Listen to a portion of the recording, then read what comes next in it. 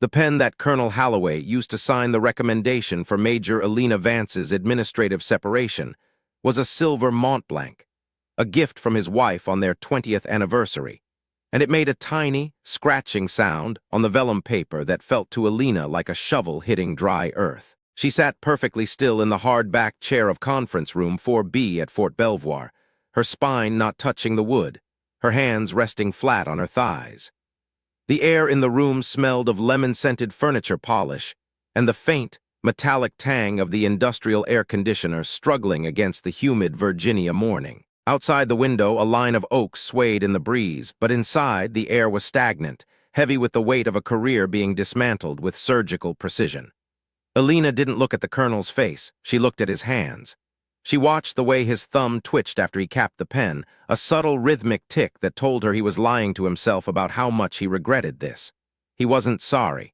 He was relieved. To Holloway, Elena Vance was a variable he could no longer calculate, a sensor that had begun reporting data that didn't fit the official map. And in the United States Army, a broken sensor was worse than no sensor at all.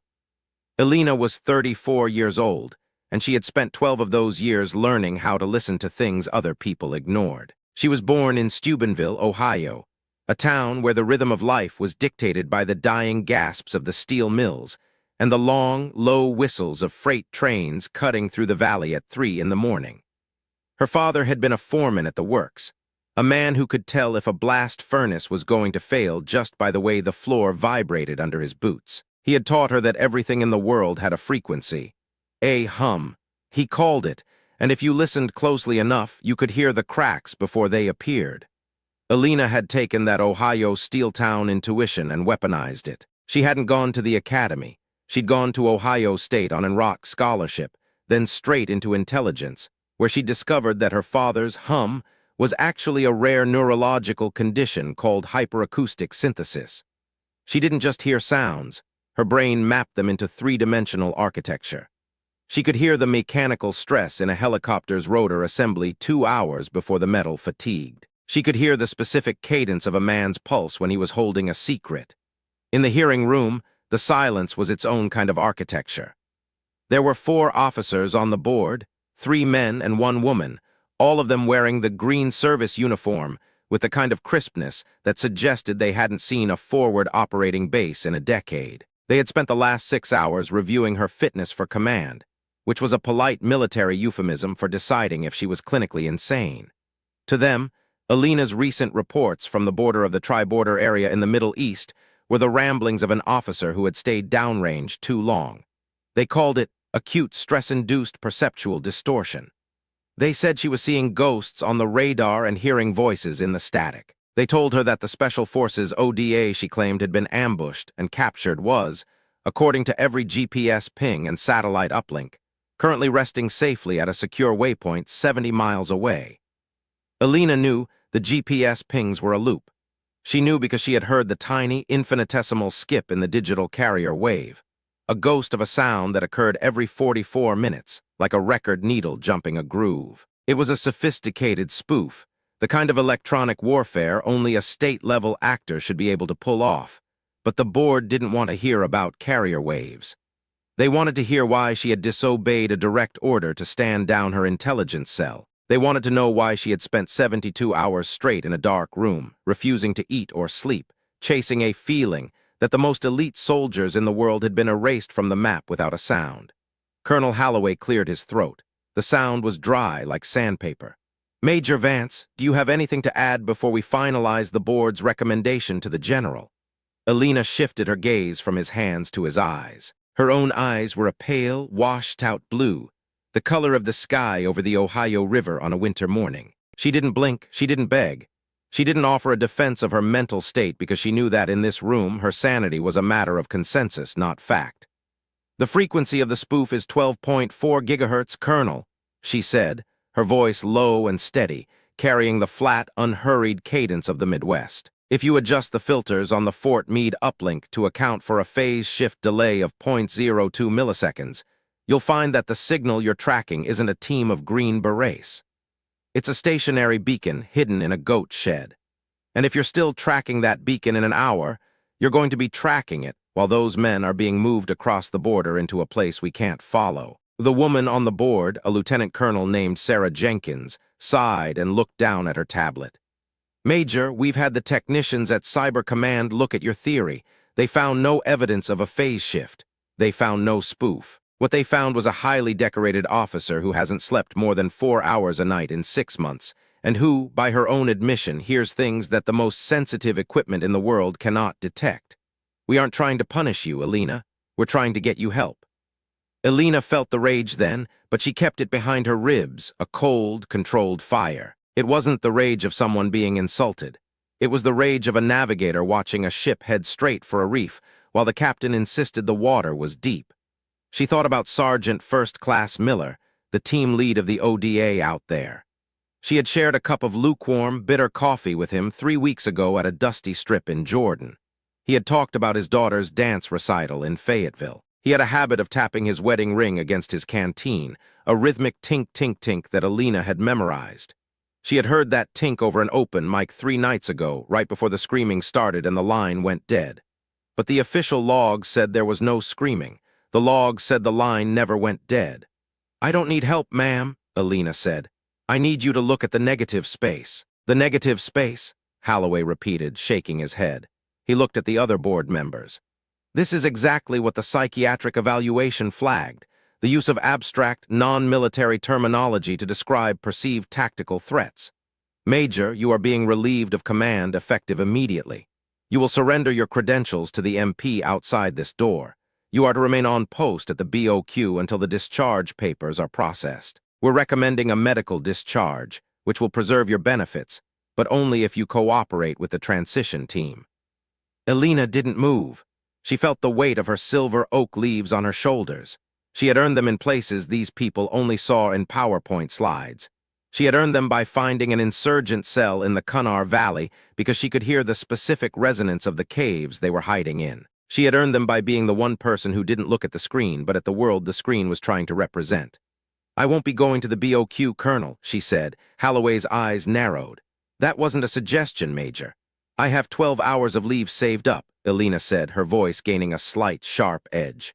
"I'm going to go to my house, I'm going to feed my dog, and then I'm going to wait for the phone to ring. Because in about 2 hours, the spoofing cycle is going to hit its limit, and the beacon in that goat shed is going to run out of battery. When that happens, your screen is going to go blank, and you're going to realize that for the last 72 hours, you've been watching a ghost while 12 Americans were being bled for information." She stood up then. She didn't wait for them to dismiss her. It was a breach of protocol that made Holloway's face turn a mottled shade of red, but she was already moving. She walked out of the room, her boots clicking with a precise, military rhythm on the linoleum. The MP outside, a kid no older than 21 with a face full of North Carolina sunshine, looked at her with a mix of confusion and pity. He had heard the voices inside. Everyone at Belvoir knew that Major Vance had finally snapped. Alina handed him her ID card. She didn't say a word. She walked out of the building and into the thick, suffocating heat of the Virginia summer. She walked to the parking lot where her 2014 Jeep Wrangler sat, its tires caked with the red clay of a weekend trip to the Shenandoahs. She climbed inside, and for a moment she just sat there, her hands gripping the steering wheel. The silence in the car was different from the silence in the hearing room. This was the silence of a vacuum. She drove toward her small, rented house in Alexandria, a place she rarely spent time in. The interior of the Jeep smelled like old coffee and dog hair. In the back seat was a weathered rucksack and a pair of mud-stained Merrells. She wasn't thinking about her career. She wasn't thinking about the unfit for command label that was now permanently etched into her file.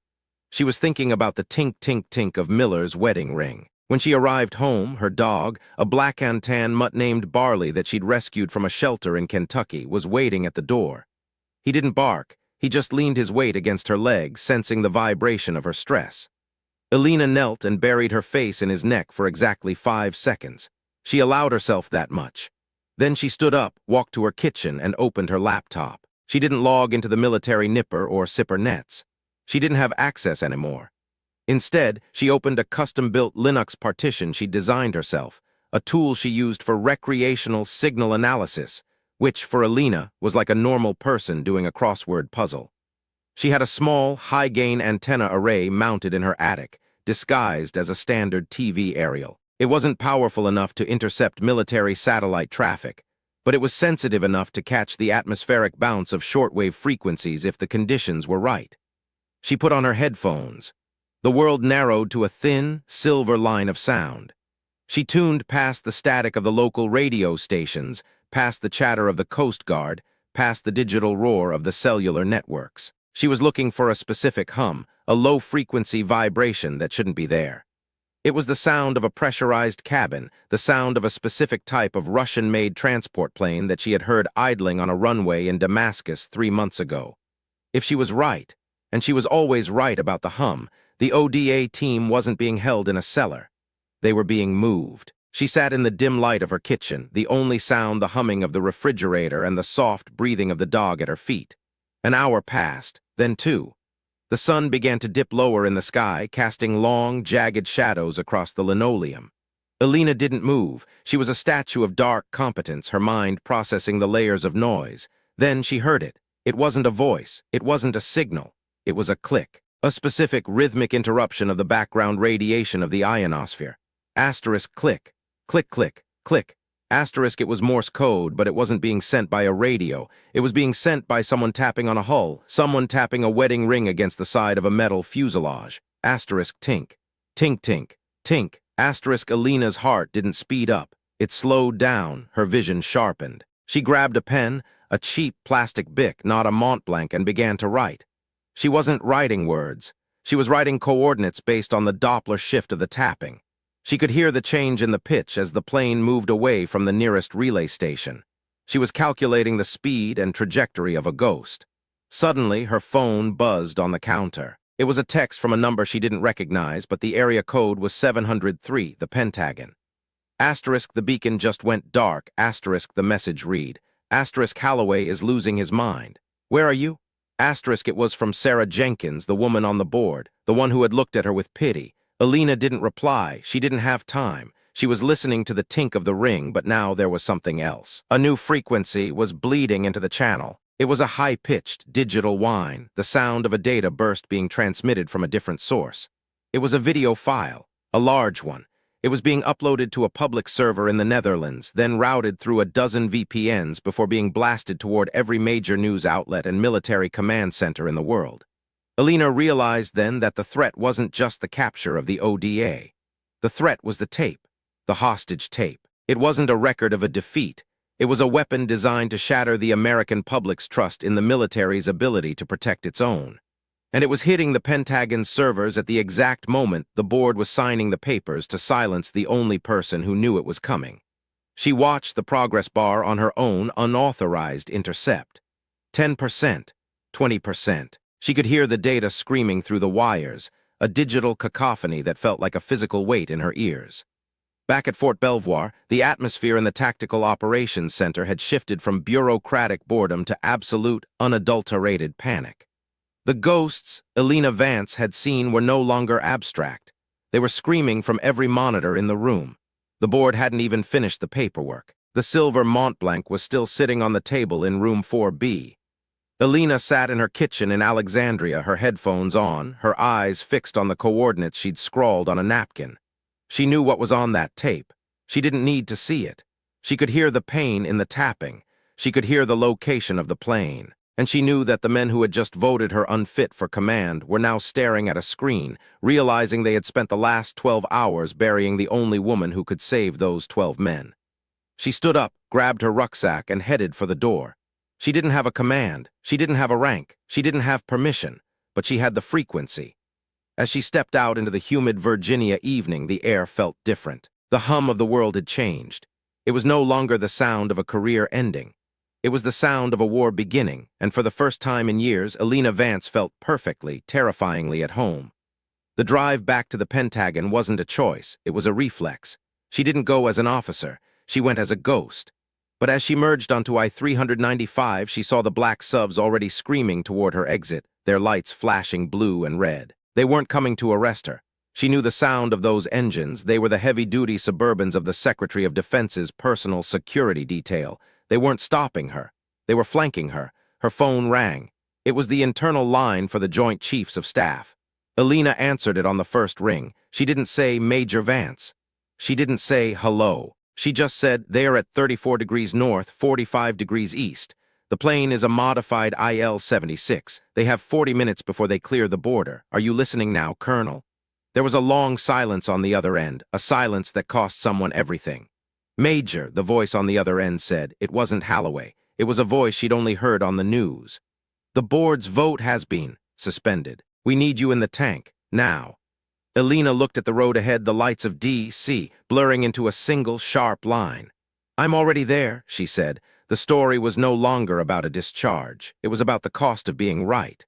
And as the gates of the Pentagon swung open for her, Alina Vance knew that the price was only going to go up. The weight of the silence in the Pentagon's tank, the secure conference room for the Joint Chiefs, was heavier than the humidity outside.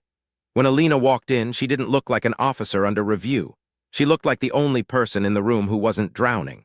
Her civilian clothes, dark jeans, and a black tactical fleece stood out like a bruise against the sea of dress uniforms. Colonel Holloway was there, standing near the back wall. He looked like he'd aged 10 years in 2 hours. His silver Mont Blanc was nowhere to be seen. He didn't meet her eyes. At the center of the room, a massive screen was frozen on a single frame of grainy night vision video. It showed Sergeant Miller. He was kneeling in the dirt, a hood pulled back from his face. His eyes were bruised, but they were clear. He was looking directly into the camera. Look at his hands, Alina said, her voice cutting through the murmurs of the room like a cold wind. General Aris, the chairman of the Joint Chiefs, turned to look at her. He was a man built of granite and old scars. Major Vance, you were saying? Don't look at his face, Alina said, stepping toward the screen. She didn't ask for permission, she just did it. The tape you're watching is a loop just like the GPS. They're using his image from a capture 48 hours ago to keep you focused on this location. But if you listen to the audio, not the words he's being forced to say, but the background noise, you'll hear the secondary compression of a jet turbine. She tapped a key on the console, a move that would have been a court-martial offense 3 hours ago. The audio swelled. To the generals, it sounded like static and wind. To Alina, it was a map. That's not wind, she said. That's a bleed-through from the pilot's headset. The frequency of the whine is 400 hertz. That's the electrical system of a Russian transport. He's not in a basement in Syria. He's in the air. And he's been in the air for exactly 32 minutes. General Aris looked at the screen, then back at Alina. The room was so quiet she could hear the tiny, mechanical click of the digital clock on the wall. The board voted that you were unfit for command, Major, Aris said, his voice low. They said you were hearing things that weren't there. I am, Alina said, her eyes fixed on Miller's bruised face on the screen. I'm hearing the truth, and the truth is that you have 28 minutes to intercept that plane before it enters Iranian airspace. If you wait for the board to finish their paperwork, those men are gone forever. Aris didn't look at Holloway, he didn't look at the lawyers, he looked at the map. Get the 6th Fleet on the line, Aris barked, and get Major Vance a headset. She's taking tactical command of the intercept. Holloway stepped forward, his face pale. General, protocol dictates? Protocol is what got us into this mess, Colonel, Aris snapped. Major Vance is the only one who saw this coming. If she says they are in the air, they are in the air. Now move. Alina sat down at the console. She felt the cool plastic of the headset against her ears. The world narrowed again. The hum was back, but this time it wasn't a lonely sound. It was the sound of a predator waking up. This is Major Vance, she said into the mic, her voice as steady as a heartbeat. Eagle Eye, do you copy? We copy, Major. A voice came back from a carrier in the Mediterranean. What are your orders? Alina looked at the screen at the negative space where the enemy thought they were hidden. Vector 290, she said. Full afterburner. We're going to catch a ghost. The tension in the tank was a physical thing now, a cord stretched to the snapping point. Alina sat at the center of it, her fingers dancing across the keys, her mind mapping the invisible battlefield. She wasn't just tracking a plane, she was tracking the architecture of a betrayal. She could hear the way the enemy's radar was trying to paint the American F-35s, a rhythmic pulsing that felt like a headache in her temples. They're turning, she whispered. They know we're coming. How? Aris asked, leaning over her shoulder. We're running silent. They aren't watching the sky, Alina said. They're watching us. They have a mole in the regional command. The room went ice cold. Holloway looked like he was going to vomit. Major, that's a heavy accusation, Aris said. I can hear him, Alina said, her eyes never leaving the screen. There's a localized encrypted burst coming from the communication hub in Jordan every time I give an order. It's a subaudible tone. Someone is relaying my commands in real time. She paused, her head tilting slightly. She was listening to the hum of the betrayal. Shut down the Jordan uplink, she ordered. We can't, a communications officer said. That's our primary link for the entire sector. Shut it down, Alina repeated, her voice dropping to a dangerous register. Or you can explain to the families of ODA 522 why you let them be flown into a black hole because you didn't want to disrupt your Wi-Fi. Aris nodded once. Cut the link. The room went dark for a second as the secondary systems kicked in. When the monitors flickered back to life, the Russian transport plane had stopped its turn. It was flying straight again. They are blind, Alina said. Now, give me the frequency for the pilot's cabin. We don't have it, the tech said. Yes, you do, Alina said. It's hidden in the static of the hostage tape, the same frequency they used to spoof the GPS. It's a back door. She reached out and grabbed a dial, turning it until the room was filled with a high-pitched screech. To everyone else, it was noise. To Alina, it was a door. She adjusted the filter, her mind calculating the phase shift in real time. Suddenly, the screech smoothed out. A voice filled the room, a man speaking Russian, sounding panicked. He's asking for instructions, Alina translated.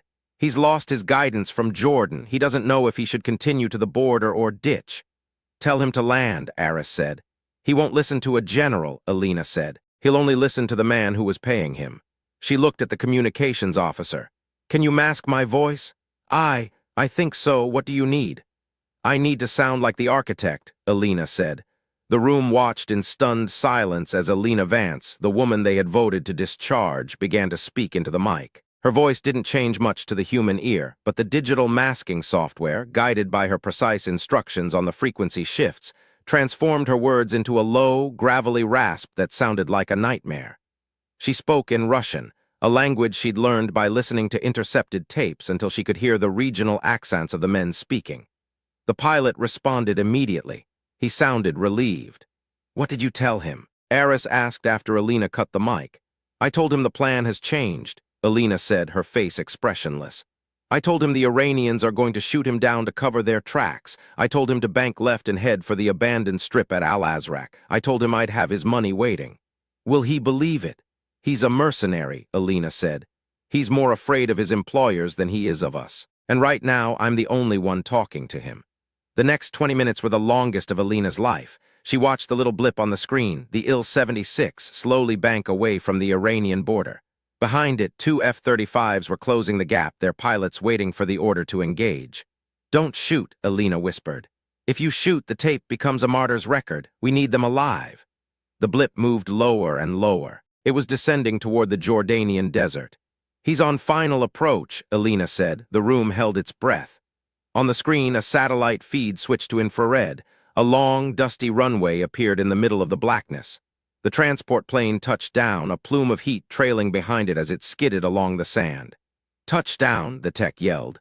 Move the extraction team, Aris ordered. I want Miller and his men out of that plane before the engines stop spinning. Alina sat back in her chair. The headset felt like it weighed 100 pounds.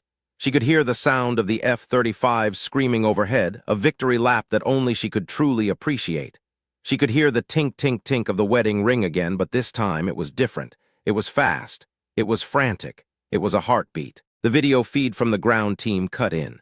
A group of Delta operators, moving like shadows, breached the cargo door of the plane. There was a brief, sharp exchange of gunfire, the sound of 3 suppressed rounds, and then a voice came over the net. Package secured. We have 12 Americans. Repeat, all 12 are accounted for. They're alive. God, they're alive. The tank erupted. Generals were shaking hands. People were cheering. Even Holloway looked like he wanted to join in, but he stayed in the corner, a man who had realized too late that he had been on the wrong side of history. Alina didn't cheer. She didn't move. She just watched the screen as Miller was helped out of the plane. He looked like hell. He was bleeding from a cut over his eye, but he was walking. He stopped for a moment and looked up at the sky as if he knew someone was watching. He reached up and touched his wedding ring. Tink, tink, tink. Alina closed her eyes. Major Vance, General Aris said, walking over to her. The room went quiet again. I believe I owe you an apology, and the United States Army owes you a hell of a lot more than that. Alina looked up at him. She looked tired. Not the tired of someone who hadn't slept, but the tired of someone who had spent her whole life listening to a world that didn't want to be heard. "I don't want an apology, General," she said, "and I don't want a medal. What do you want?" Elena looked at Colonel Holloway, then back at Eris. "I want my ID card back," she said, "and I want to go home and feed my dog." Eris smiled, a slow, grim expression that was the closest he ever got to a laugh. "I think we can manage that, but don't get too comfortable, Major. The board's recommendation has been torn up. As of 5 minutes ago, you've been promoted to Lieutenant Colonel, and I have a feeling the architect isn't going to be happy about what you just did." "I know," Elena said, standing up. She picked up her rucksack and slung it over her shoulder. "I can already hear him." She walked out of the tank, through the maze of the Pentagon, and out into the cool air of the night. The stars were out over Virginia, silent and cold. But as Elena Vance walked toward her Jeep, she didn't hear the silence. She heard the rhythm of the city. She heard the vibration of the bridge. She heard the distant, steady pulse of a world that was still turning, only because she had refused to stop listening. She climbed into her car and started the engine. The hum of the 2014 Jeep Wrangler was perfect. As she drove away, she didn't look back at the Pentagon. She didn't look back at the career she had almost lost. She just looked at the road, her pale blue eyes scanning the darkness, waiting for the next crack to appear in the world. The phone on her dashboard buzzed. A new message. It wasn't from the Pentagon. It wasn't from Sarah Jenkins. It was an encrypted file from an unknown source. No text, just a sound file. Elena put on her Bluetooth earpiece and hit play. The sound was a recording of a clock ticking, but beneath the tick there was a secondary rhythm, a hum. Elena's hands tightened on the steering wheel. She knew that hum. It was the frequency of a timer on a specific type of high-yield explosive, and it was coming from inside the building she had just left. She didn't scream, she didn't panic. She just slammed the Jeep into a U-turn, her tires screeching against the asphalt. She had 24 minutes before the Pentagon was turned into a crater. The board had voted to discharge her because they thought she was unfit for command. They thought she saw things that weren't there. But as Elena Vance raced back toward the heart of the American military, she knew the truth. The hostage tape had only been the beginning. The real war was just starting, and she was the only one who could hear the countdown. She reached for her phone and dialed the direct line to General Eris. "General," she said as he picked up, "clear the building now." "Major, what are you—" "It's not a hostage tape," Elena said, her voice dropping to that cold, Steeltown register. "It's a trigger, and you just played it on every screen in the Pentagon." The silence on the other end was the most terrifying thing she had ever heard. Elena pushed the accelerator to the floor. The hum of the world was no longer a song. It was a scream, and she was driving straight into the mouth of it. The lights of the Pentagon loomed ahead, a massive, five-sided fortress that had survived wars and attacks, but was currently being dismantled from the inside by a frequency no one but Elena Vance could hear. She knew the layout of the internal servers. She knew where the trigger would be nested. It wasn't in the video file itself. It was in the way the file interacted with the building's emergency alert system. The architects hadn't just sent a video, they'd sent a virus that used acoustic resonance to destabilize the power grid of the entire facility. She wasn't just a soldier anymore. She was a combat engineer of the invisible. As she screeched to a halt at the security gate, the MP, the same one from earlier, started to step out, his hand on his holster. "Major Vance, you can't be here. Get down," she yelled, leaning out the window. At that exact moment, the first transformer exploded. A wave of blue sparks lit up the night sky, followed by a low, guttering roar that felt like an earthquake. The ground vibrated with a specific, jagged frequency that Elena felt in her teeth. The power to the Pentagon flickered and died. The massive building was plunged into darkness. Elena didn't wait for the MP to recover. She drove the Jeep straight through the barrier, the metal snapping like a toothpick. She wasn't going for the tank. She was going for the basement. She knew where the hum was loudest. She knew where the heart of the machine was kept. And she knew that she had exactly 19 minutes left to stop the rhythm before it became a death knell. The Jeep slammed to a halt near the service entrance. Elena grabbed her rucksack, which contained her unauthorized gear, the sensors the Army didn't know she had. She took a deep breath, the air smelling of ozone and burnt copper. She stepped into the dark, following the sound of the world ending. The basement of the Pentagon was a labyrinth of concrete and steel, a place where the air was always 10 degrees cooler and smelled of old paper and heavy electricity. Elena moved through the dark without a flashlight. She didn't need one. She followed the vibration in the floor, the tell of the building's stress. The backup generators had kicked in, but they were running at an irregular cadence. Asterisk chug-chug pause, chug-chug pause. Asterisk it was the same rhythm as the spoofed GPS. The same rhythm as the tink-tink-tink of the wedding ring. They were using the building's own power against it, creating a harmonic resonance that would eventually shake the foundation until the gas lines ruptured. It was a soft demolition, elegant and terrifying. Alina reached the main electrical vault. The heavy steel door was locked, but she didn't need a key. She listened to the tumblers as she pressed her ear against the cold metal. Asterisk click, click, thud. Asterisk she adjusted her grip, her fingers sensitive to the microscopic vibrations of the mechanism. Asterisk click, pop. Asterisk the door swung open.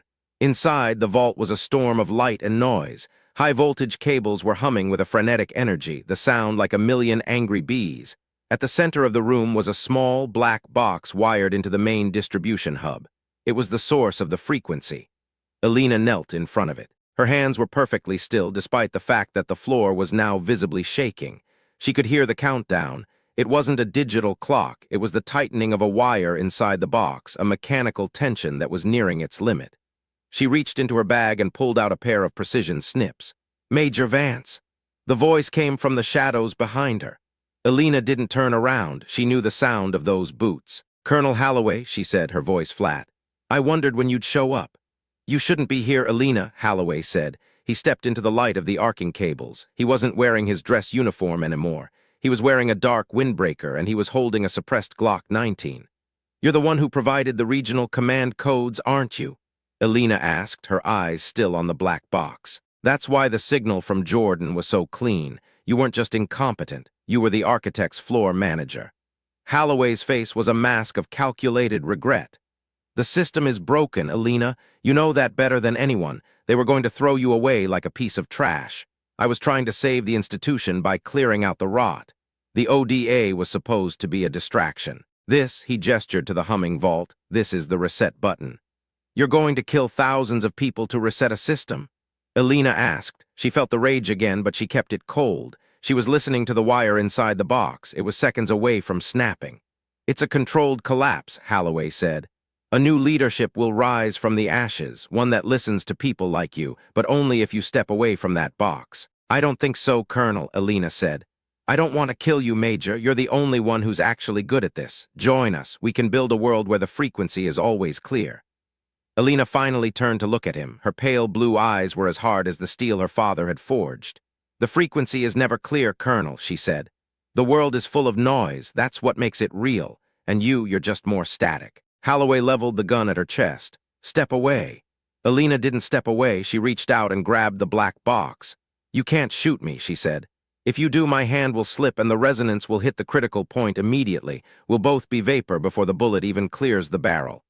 Holloway hesitated. In that split second of silence, Alina heard it. The wire snapped. She didn't use the snips. She used her bare hand to jam a piece of high-tensile copper wire she'd taken from her rucksack into the box's oscillation circuit.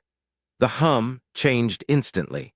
The angry bees turned into a low, mournful moan. The vibration in the floor stopped. The box began to smoke. Holloway lunged forward, but Alina was faster. She didn't fight like a soldier. She fought like a mechanic. She used his own momentum against him, a sharp, precise strike to the nerve cluster in his wrist that made him drop the gun. She followed up with a knee to the solar plexus, then a hard elbow to the jaw.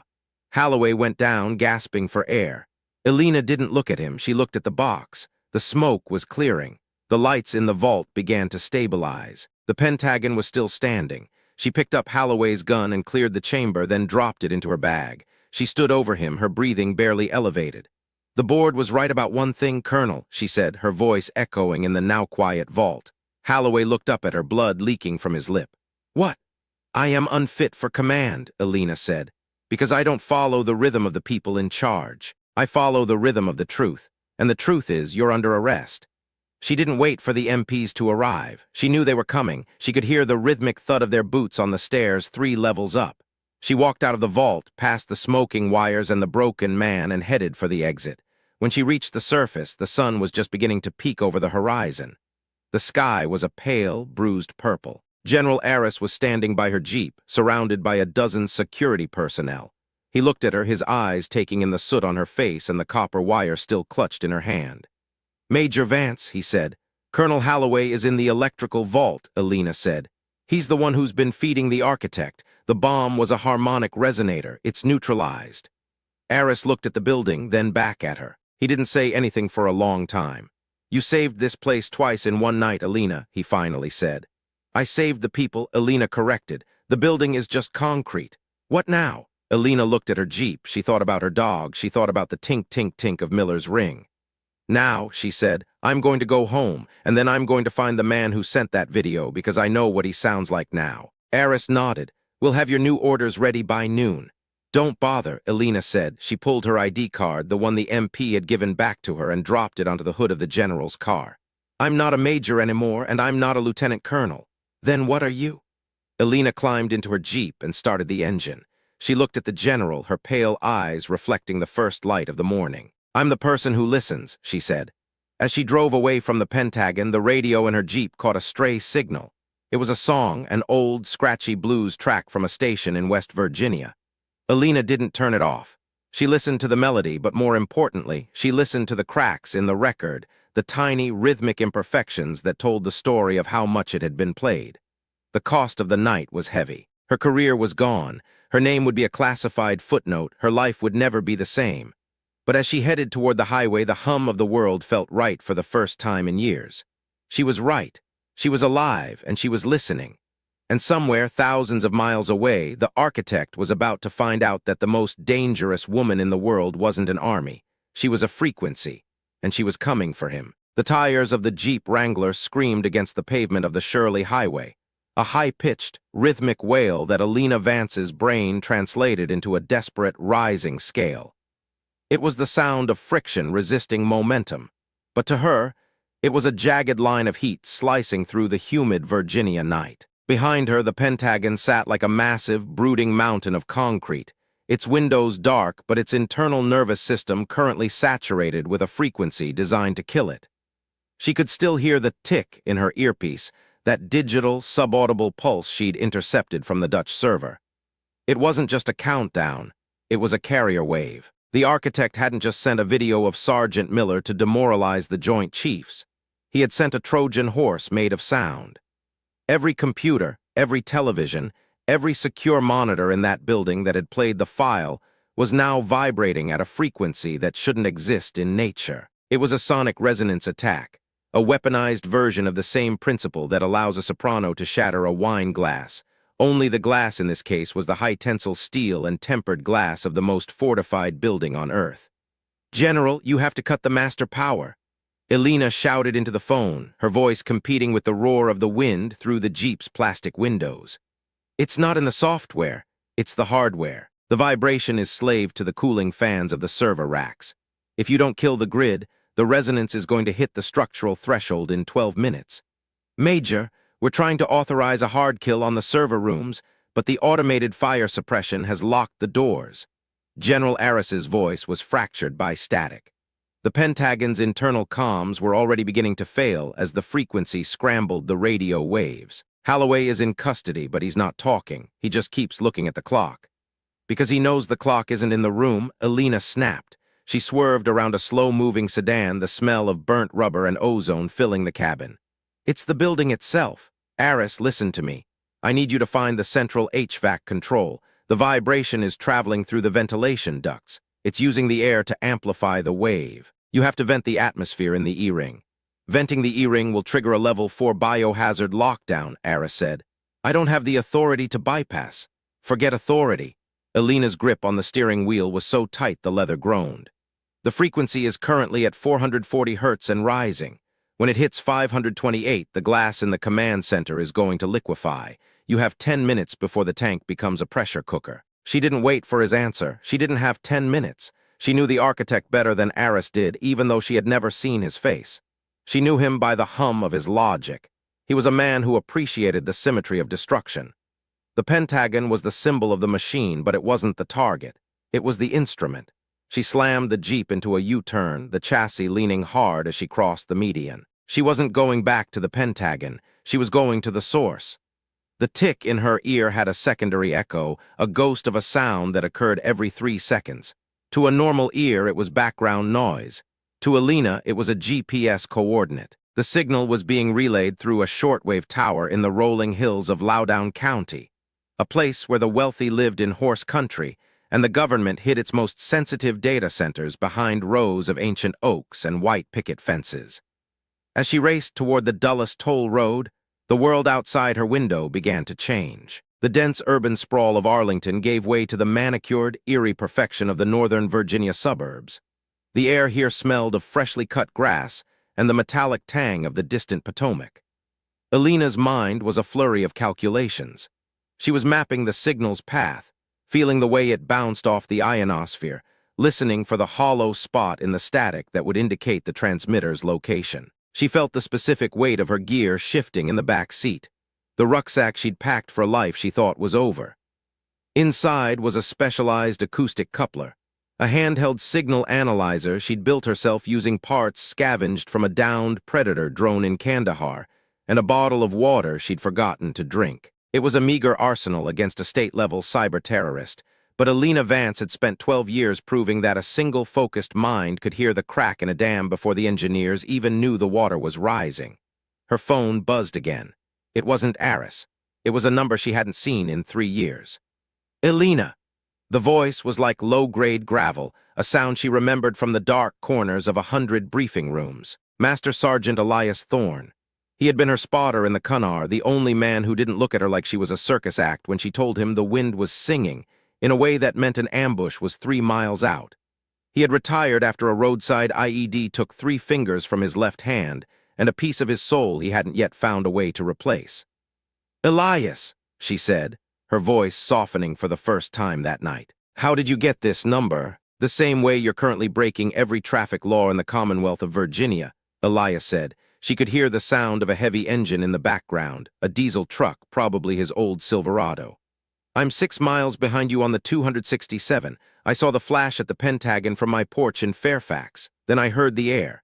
"You heard it?" "It sounded wrong, Elias said.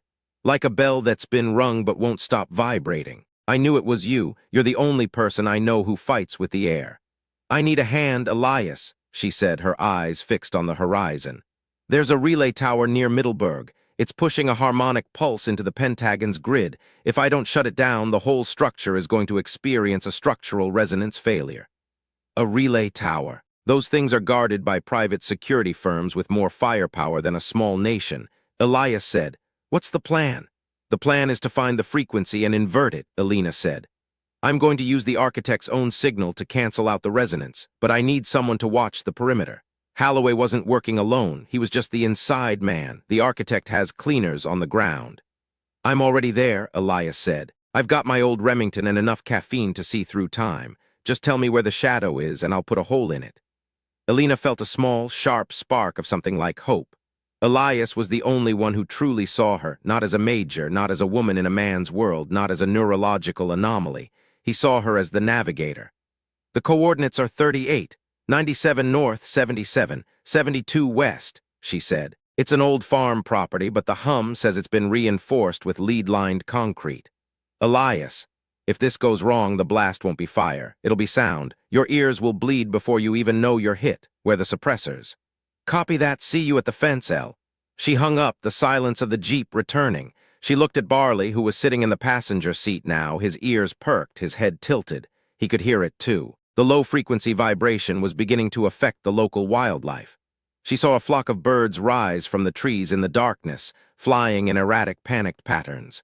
The air was becoming thick, a physical pressure that made her lungs feel heavy. This was the institutional failure she had feared. The system was so large, so bogged down in protocol and layers of command, that it couldn't react to a threat it couldn't see on a radar screen. Aris was a good man, but he was a man of the old world. He understood bullets and bombs. He didn't understand that the new war was being fought in the spaces between the notes. The Pentagon was currently being destroyed by a song, and the only person who knew how to stop it was a woman who had been fired for being unfit. The irony wasn't lost on her, but Alina Vance didn't have time for irony. She only had time for the hum. She turned off the toll road and onto a narrow, winding back road lined with ancient stone walls. The Jeep's headlights cut through the fog that was beginning to roll off the fields. The air here was colder, the smell of damp earth and horses filling her senses. But beneath it all there was a new sound. It was a low, rhythmic thumping, like a massive heart beating underground. Asterisk thump thump, thump thump. Asterisk it was the relay tower. She pulled the Jeep onto a dirt track and killed the lights. The darkness swallowed her instantly. She sat perfectly still, letting her eyes adjust, but more importantly, letting her ears map the terrain. To her left, the forest was quiet, the kind of quiet that meant something was hiding. To her right, the heartbeat was louder, the vibration traveling through the tires and into her spine. Straight ahead, about half a mile through the trees, was the source. She grabbed her rucksack and stepped out of the Jeep. Barley followed her, his movements silent, his nose twitching. He stayed close to her left boot, a dark shadow in the night. "Stay," she whispered. The dog sat, his eyes fixed on her. Elena moved into the trees. She didn't walk like a soldier. She moved like a part of the wind, her feet finding the softest patches of moss, her body avoiding the brittle branches. She could hear the perimeter sensors before she saw them, a high-frequency ping every 10 seconds that scanned for motion. She timed her movements to the gaps in the ping, a dance of dark competence that she had perfected in the valleys of the Hindu Kush. As she reached the edge of the clearing, she saw it. It wasn't a farmhouse. It was a monolith, a sleek, windowless structure of black concrete, topped with an array of satellite dishes and a single, towering antenna that seemed to reach for the stars. There were no lights, no signs of life, but the hum here was deafening. It was a physical weight, a roar of electronic energy that made her skin crawl. She saw the guards then, 4 of them moving with the precise, practiced gait of elite mercenaries. They weren't wearing military uniforms, but their gear was top-tier, thermal optics, suppressed submachine guns, and high-end comms. They were the architect's cleaners. She crouched behind a large oak tree, her heart slowing down as the world narrowed. She needed to get to the base of that antenna. She needed to plug her acoustic coupler into the main feed. But there was 50 yards of open ground between her and the door, and the guards were covering every angle. A twig snapped behind her. Elena spun around, her hand reaching for the knife at her belt, but she stopped. Elias Thorne stood in the shadows, his face darkened with cami paint, his old Remington 700 slung over his shoulder. He didn't say a word. He just tapped his temple, then pointed to the guard on the left. He had seen the gap. He had always seen the gap. Elena nodded once. She pointed to the antenna, then to herself. Elias moved to a prone position behind a fallen log. He adjusted the scope on his rifle, his movements slow and deliberate. He didn't have his 3 fingers on his left hand, but he used his palm to steady the barrel with a grace that was beautiful to watch. Elena waited. She counted the pings of the security sensor. Asterisk 1, 2, 3. Asterisk the guard on the left stopped to light a cigarette. The small flame was a beacon in the dark. Asterisk 4, 5, 6. Asterisk Elias pulled the trigger. There was no bang, just a soft hiss of air as the suppressed round found its mark. The guard slumped forward without a sound. Elena was already moving. She ran across the open ground, her body low, her breathing shallow. She didn't look at the other guards. She trusted Elias to handle the shadows. She focused on the door. It was reinforced steel, guarded by a biometric scanner. She didn't have a fingerprint, but she had something better. She pulled out her acoustic coupler and pressed it against the scanner's housing. She adjusted the frequency until she heard the tiny internal clicking of the relay. Asterisk click. Pop. Asterisk the door hissed open. Elena stepped inside, and the hum hit her like a physical blow. The interior of the building was a single, massive room filled with rows of black server racks, all of them vibrating in a synchronized, rhythmic pulse. The air was freezing, cooled by an industrial HVAC system that was roaring at full capacity. At the center of the room was the primary console. A man was sitting there, his back to her. He was wearing a simple gray hoodie, his fingers flying across the keys with a speed that felt inhuman. This was him, the architect. He didn't turn around when she entered. He didn't reach for a weapon, he just kept typing. "You're late, Major Vance," he said. His voice was soft, melodic, with a hint of an accent she couldn't quite place, something Western but refined. "The resonance is currently at 512 hertz. In 60 seconds, the Pentagon's structural integrity will cease to exist. You've come a long way just to watch a building die." Elena walked toward him, her rucksack heavy on her shoulder. She didn't draw her weapon, she didn't yell, she just listened. "It's not just the Pentagon, is it?" she asked. The architect stopped typing. He turned his chair around. He was younger than she expected, perhaps in his late 20s, with pale skin and eyes that looked like they hadn't seen the sun in years. He wasn't a soldier. He was a mathematician who had found a way to weaponize the universe. "The Pentagon is the heart," he said, a small, cold smile playing on his lips. "But the nervous system is the national power grid. The resonance you're hearing isn't just traveling through the ducts. It's traveling through the lines.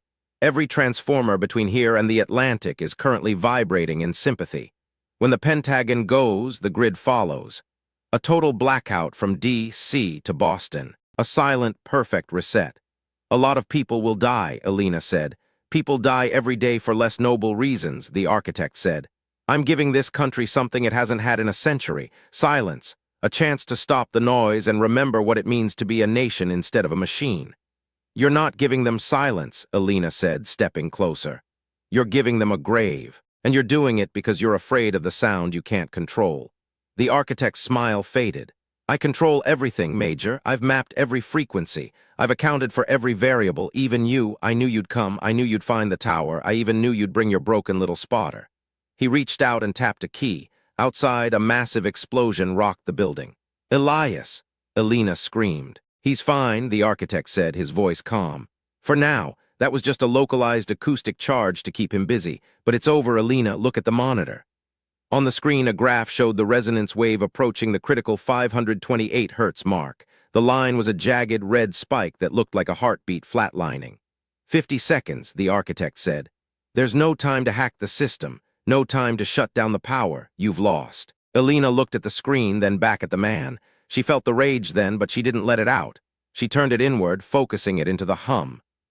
She didn't look at the keyboard. She didn't look at the code. She looked at the server racks. She listened to the way they were vibrating. She heard the tiny, infinitesimal gap in the rhythm, the place where the architect's math was too perfect. "You accounted for the variables," she said, her voice dropping to a low, dangerous register. "But you forgot about the material." "What?" "The racks," Alina said. "They're made of brushed aluminum. The floor is reinforced concrete. The HVAC is pushing air at 60 miles per hour. She reached into her rucksack and pulled out the acoustic coupler. She didn't plug it into the console. She held it up in the air. "What are you doing?" the architect asked, his eyes narrowing. "I'm changing the key," Alina said. She dialed a frequency on the coupler, a sharp, dissonant tone that felt like a needle in her ear. She didn't aim it at the computer. She aimed it at the HVAC intake. "The resonance is a loop," she said, "but a loop can be broken by a single out-of-tune note." She hit the transmit button. The sound that erupted from the coupler wasn't loud, but it was pure. It was a frequency that clashed perfectly with the architect's wave. It hit the rushing air of the HVAC and was amplified, carried through the vents and into the server racks. The vibration changed. The rhythmic asterisk thump-thump asterisk became a chaotic, screeching mess. The server racks began to shake, not in sympathy, but in conflict. Sparks began to fly from the motherboards as the mechanical components were torn apart by the dissonance.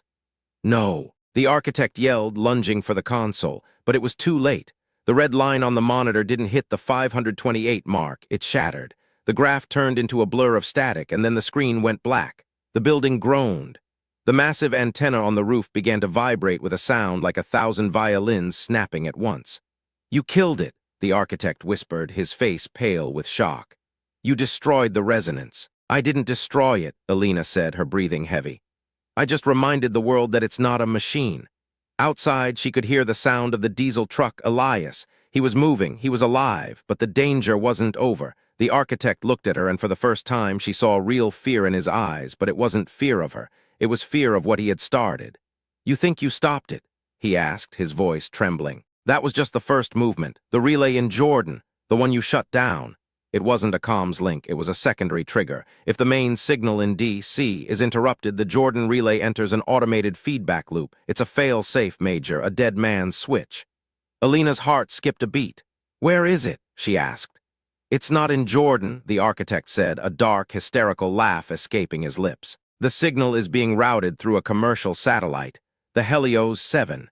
It's currently over the Atlantic, moving toward the East Coast. When it hits the horizon in 10 minutes, it will broadcast the trigger to every smart device in the country. Your phones, your cars, your power grids. They'll all become the instrument." Alina looked at the console. It was dead. The servers were melted. She had no way to reach the satellite. "You can't stop it from here," the architect said. Nobody can. Elena felt the weight of the moment. She thought about the millions of people who were currently sleeping, their phones on their nightstands, their lives about to be shattered by a sound they wouldn't even hear until it was too late. She thought about General Aris in the tank. She thought about Sergeant Miller and his men, finally safe but about to wake up to a world in ruins. And then she thought about the hum. "Elias!" She screamed into her radio. "Get the truck. We have to get to the coast." "The coast? Elena, what are you talking about?" "The Helios 7, she said, her voice tight. "It's a low Earth orbit satellite. It's going to hit the horizon at the Wallops flight facility. If we can get there in time, I can use their transmitter to jam the signal." "Wallops? That's 3 hours away, El. We have 10 minutes. "I know," Elena said. She looked at the architect, who was still sitting in his chair, a broken king in a kingdom of melted silicon. "But I'm not going to drive." She turned and ran for the door. "Elena, wait!" The architect called out. She didn't wait. She burst out into the night air. The fog was thick now, and the air smelled of ozone and burnt metal. Elias was there, his Silverado idling, the front of the truck mangled from the explosion. Barley was in the back, his tail wagging. "Where are we going?" Elias asked. Elena didn't answer. She looked up at the sky. She could hear it, a tiny, high-pitched whine that was moving across the stars, the Helios 7. "We're going to the airfield," she said. "The airfield, the private strip. Elena, there's nothing there but a few Cessnas." "There's a T-38 Talon," Elena said. "I heard it idling when we drove past the gate. It's a trainer for the NASA pilots at Dulles. It's fueled and ready." "You can't fly a T-38, Elias said, his eyes wide. "I can hear the engine, Elias," Elena said. "I know exactly how it works, and right now it's the only thing in the world fast enough to catch a ghost." She jumped into the truck. "Drive!" The Silverado roared to life, tires kicking up dirt as Elias slammed it into gear. They raced toward the small, private airfield a mile down the road. Elena sat in the passenger seat, her eyes fixed on the sky. She wasn't thinking about the impossibility of the mission. She wasn't thinking about the cost. She was listening to the world, mapping the path of the satellite, feeling the vibration of the jet engine in the distance. The institutional failure had brought them to this. The pride of men like Holloway and the architect, the slow-moving bureaucracy of the Pentagon, the cold logic of a machine that didn't know how to feel the hum. But Elena Vance was not a machine. She was a woman who had spent her life in the noise, and she was the only one who knew how to find the silence. As they reached the gates of the airfield, Elena saw the sleek, white shape of the T-38 on the tarmac. It looked like a needle designed to pierce the sky. "10 minutes, Elias," she whispered. "Then let's fly," he said. They crashed through the gate, the Silverado's bumper flying off as they sped toward the plane. Elena was out of the truck before it even stopped. She ran toward the T-38, her mind already inside the cockpit, already hearing the rhythm of the fuel pumps and the whine of the turbines. She reached the ladder. She looked back at Elias. "Stay with Barley," she said. "If I don't make it, take care of him." "You're going to make it, El," Elias said, his voice cracking. "Just listen to the wind." Elena climbed into the cockpit. She didn't have a flight suit. She didn't have a helmet. She only had her acoustic coupler and the hum in her blood. She hit the ignition. The engines roared to life, a beautiful, perfect scream that Elena felt in the very marrow of her bones. She didn't need a manual. She knew the frequency of the thrust. She knew the architecture of the lift. She taxied onto the runway, the lights of the airfield blurring into a single, sharp line. She pushed the throttle forward. The T-38 accelerated with a force that slammed her back into the seat. The world outside the canopy disappeared, replaced by the dark, endless void of the sky. "I hear you," she whispered to the satellite. "I'm coming for you." As the jet lifted off the ground, Elena Vance felt a strange, terrifying peace. She was no longer a soldier. She was no longer a major. She was the frequency that would save the world. But as she reached 30,000 feet, she heard it. A new sound. A second satellite. The architect had lied. The Helios 7 wasn't the trigger, it was the lure. The real signal was coming from behind her, and it was already broadcasting. Elena's heart went cold. She looked at the HUD, her mind racing. She had 5 minutes before the grid went dark. 5 minutes to do the impossible. She pulled the stick back, the T-38 screaming as it climbed toward the stars. The cost was going to be everything. But Elena Vance didn't flinch. She just listened. The air in the cockpit was thin, the cold biting at her skin through the tactical fleece. The T-38 groaned under the stress of the climb, the airframe vibrating at a frequency that told her she was pushing the limit of the metal. She was at 40,000 feet now, the curve of the Earth visible in the moonlight, a silver line separating the world from the void. The hum was different up here. It was cleaner, stripped of the terrestrial noise of traffic and trees and human breath. She could hear the hum of the electronics in the dash, the steady pulse of the oxygen system, and the distant, cold radiation of the stars. But the sound she was looking for, the second satellite, was a jagged, pulsing whine that seemed to be coming from the very center of the sky. It wasn't the Helios 7. It was something smaller, something stealthier. A black-budget bird that shouldn't have been in the architect's hands. "You're not a mathematician," Elena whispered to the empty cockpit. "You're a scavenger." She realized then that the architect hadn't built this network from scratch. He had found a back door in an old, decommissioned Department of Energy program, a project from the Cold War designed to use seismic frequencies to disrupt Soviet communication. He had repurposed a ghost. Her acoustic coupler was sitting on her lap, its screen flickering. She couldn't jam a satellite from a trainer jet. She didn't have the power, she didn't have the dish, but she had the frequency, and she had the T-38's own radar. She reached down and began to bypass the safety protocols on the jet's nose-mounted radar array. To a normal pilot, the radar was a tool for seeing.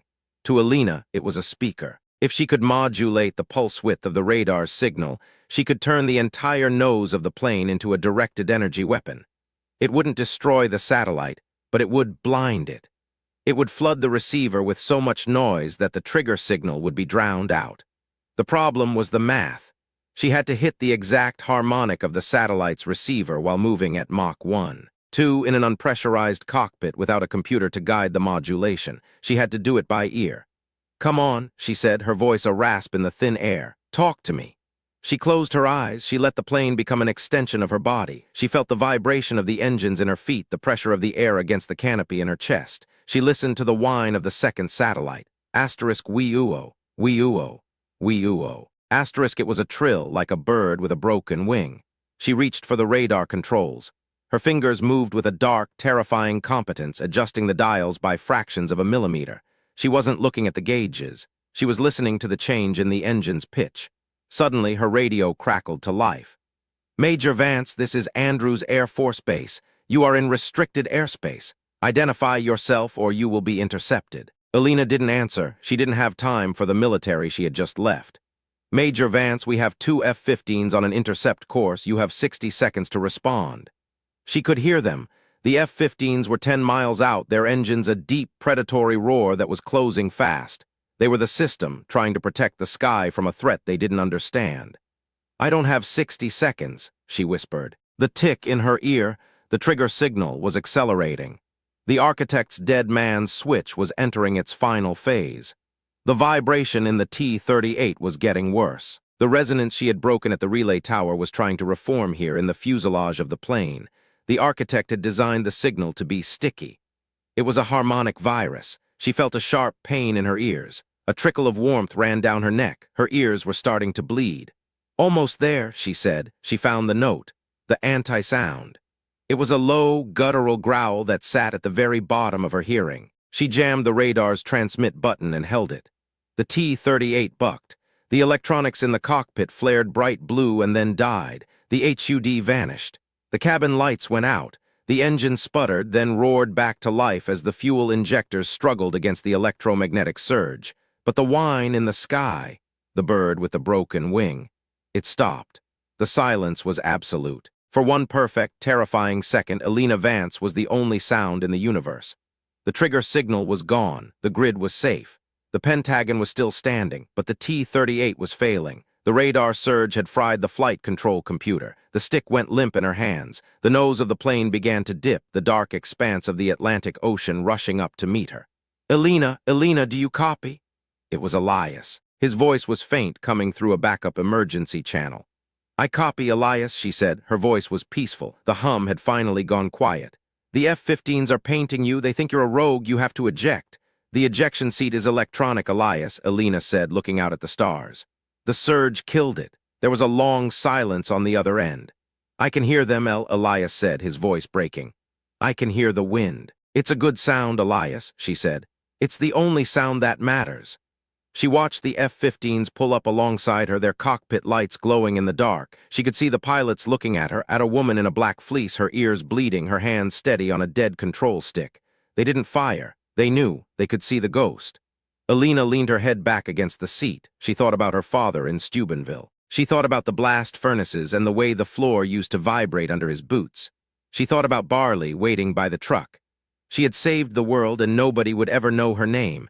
They would call it a technical glitch. They would call it a solar flare. They would bury her story in a classified vault next to the silver Mont Blanc, and she was okay with that. The water was close now. She could hear the waves, a deep rhythmic pulse that sounded like the earth breathing. Asterisk thump thump, thump thump. Asterisk, it was the most beautiful thing she had ever heard. She closed her eyes and waited for the final note. But then the radio buzzed one last time. It wasn't Elias. It wasn't the Air Force. It was a recording. A voice she had heard in a kitchen in Alexandria, in a hearing room at Fort Belvoir, and in the tank. Major Vance, the voice of Sergeant Miller, said. It was the audio from the hostage tape, but it was cleaned up, stripped of the jet noise and the static. If you can hear this, we're waiting for you at the waypoint. Tink, tink, tink. Alina's eyes snapped open. The tink, tink, tink wasn't just a sound, it was a rhythm. She looked at the manual override for the ejection seat, the one her father would have told her to look for, not the button. The mechanical lever hidden under the seat cushion, the one that used a physical spring instead of a circuit. She reached down. Her fingers found the cold, hard steel of the lever. She pulled, the canopy shattered. The wind hit her like a freight train, pulling the breath from her lungs. The seat fired, a raw, mechanical explosion that launched her into the dark. She was falling. She was a part of the air. And as the parachute blossomed above her, a white silk flower in the moonlight, Alina Vance didn't look at the ocean. She looked at the horizon. She could hear the first light of the morning, and she knew the architect was still out there. She wasn't finished listening.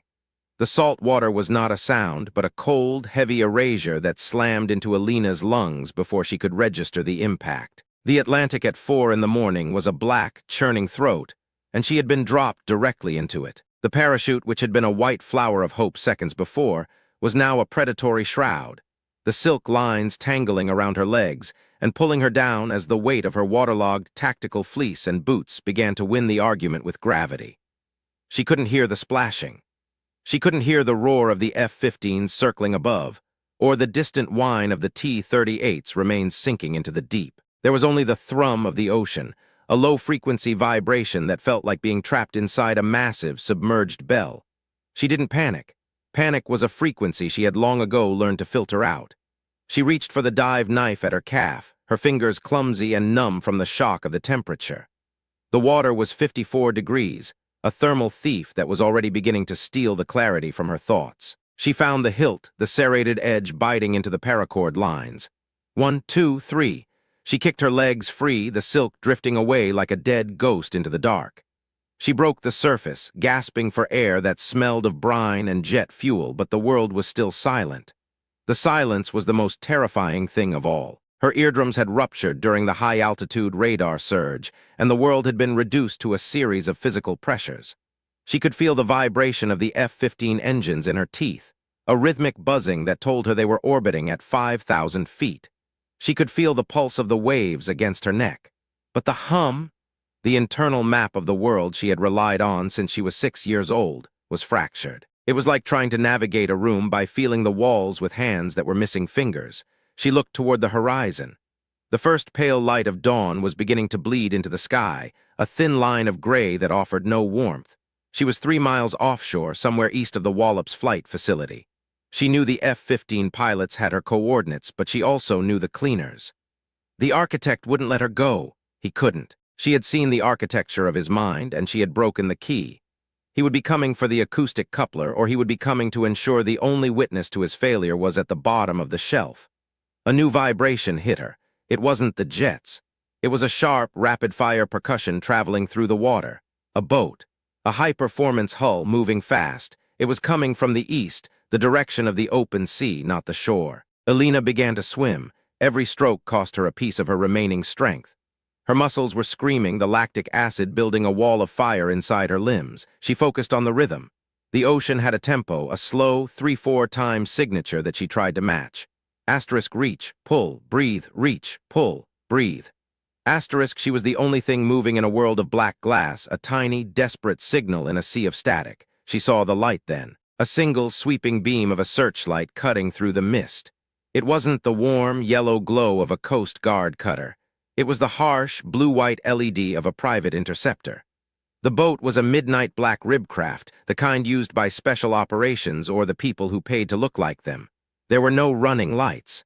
Elena Dove. She forced herself 5 feet under the surface, her eyes burning in the salt, watching the dark shadow of the hull pass over her. The vibration was deafening here, a physical assault on her chest. She could feel the cavitation of the propellers, the tiny bubbles of air popping against her skin like microscopic bullets. She held her breath until her vision began to spark, until her heart felt like it was going to burst through her ribs. When she rose, the boat had slowed. It was circling the debris field of the T-38. She saw 2 figures on the deck, silhouetted against the pre-dawn gray. They were wearing night vision goggles and holding suppressed rifles. They weren't looking for a survivor, they were clearing a target. She stayed low, only her nose and eyes above the waterline. She needed to reach the shore, but the tide was against her. The Atlantic was trying to pull her out to sea, a slow, relentless hand dragging her toward the horizon. She looked at her wrist, at the mechanical watch her father had given her when she graduated from West Point. The hands were moving, but time felt like it had liquefied. She had been in the water for 20 minutes. In another 20, hypothermia would turn her heart into a stalled engine. She felt the hum again. It was faint, a tiny needle of sound buried under the roar of the ocean. It wasn't coming from the boat. It was coming from her own rucksack, which was still strapped to her back, the waterproof seal holding firm. The acoustic coupler was still on. It was picking up a signal. She pulled the rucksack around to her chest, her fingers fumbling with the clips. She didn't dare open it in the water, but she could feel the vibration through the fabric. It was a rhythmic, pulsing tick. Asterisk tink, tink, tink, asterisk Miller. It wasn't a recording. The lure she had heard in the cockpit wasn't just a psychological trick. It was a real-time tracking beacon. The architect had embedded the signal in the audio file he'd sent to the Pentagon, and now that signal was being echoed by a second transmitter, one that was close. She turned her head, scanning the water. There, 100 yards to her left, was a floating buoy. It was an NDBC weather buoy, a yellow, bell-shaped mass of steel and sensors. But as she watched it, she saw a small red LED blinking in a sequence that didn't belong to the National Weather Service. The architect hadn't just used satellites. He had used the ocean. The buoy was a relay, a ground-level or sea-level anchor for the resonance wave. If she could reach it, she could use the coupler to find the end of the architect's logic. She swam toward the buoy, her movements heavy and sluggish. The cleaners in the boat were still focused on the jet's wreckage, their searchlight dancing over the oil slick and the floating pieces of the canopy. They were moving away from her, but she knew it was only a matter of time before they expanded their circle. She reached the buoy, her hands clawing at the cold, slimy steel. She pulled herself up onto the small maintenance platform, her body shaking so violently she almost slipped back into the water. She sat there for a long minute, her head between her knees, trying to remember how to breathe. The air was a razor in her throat. The silence in her ears was a physical weight, but the vibration of the buoy was a map. She opened the rucksack. The acoustic coupler was glowing, its screen a frantic blur of green data. The tick was deafening now, a physical pulse that vibrated through the metal of the buoy and into her spine. She wasn't looking at numbers.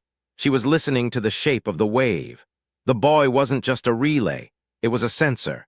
It was measuring the exact depth and temperature of the water to calculate the speed of sound through the thermocline. The architect was using the ocean as a secondary conductor for the resonance. He wasn't just trying to kill the grid. He was trying to create a sonic dead zone along the entire eastern seaboard, a wall of sound that would scramble the sonar of every submarine and ship in the Atlantic fleet. "You're not just a scavenger," Elena whispered, her teeth chattering. "You're a ghost." She realized then that the crossing hadn't ended when she jumped from the plane. The real line was here on this piece of yellow steel in the middle of a silent world. She had no backup. She had no orders. She was a woman who didn't exist, fighting a war that nobody could hear. She saw the boat turn. The searchlight swept across the water, catching the yellow paint of the buoy. The cleaners had seen her. The first round hit the steel of the buoy with a clang that Elena felt in her teeth. She dropped to the platform, the cold metal biting into her cheek. She didn't have a weapon. Her 9mm was at the bottom of the ocean, lost when she ejected. She only had the coupler. She looked at the sensor array on the buoy. A series of high-precision hydrophones were submerged beneath the platform, designed to listen to the migration of whales and the movement of tectonic plates. Elena reached into her bag and pulled out a length of copper wire she'd stripped from the T-38's emergency kit before she jumped. She began to wrap it around the coupler's output jack, her fingers moving with a desperate, dark competence. She wasn't trying to jam the signal anymore. She was trying to invert the medium.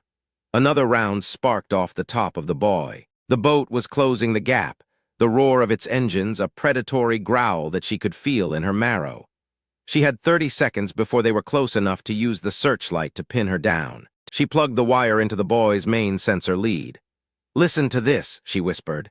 She dialed the coupler to a frequency that was the exact opposite of the water's ambient noise. It was a white hole of sound, a vacuum in the acoustic spectrum. She hit the transmit button. The effect was instantaneous.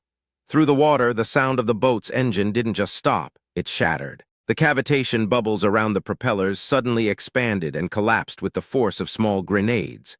The high-performance hull, designed to skip across the water, was suddenly hitting a surface that had no density.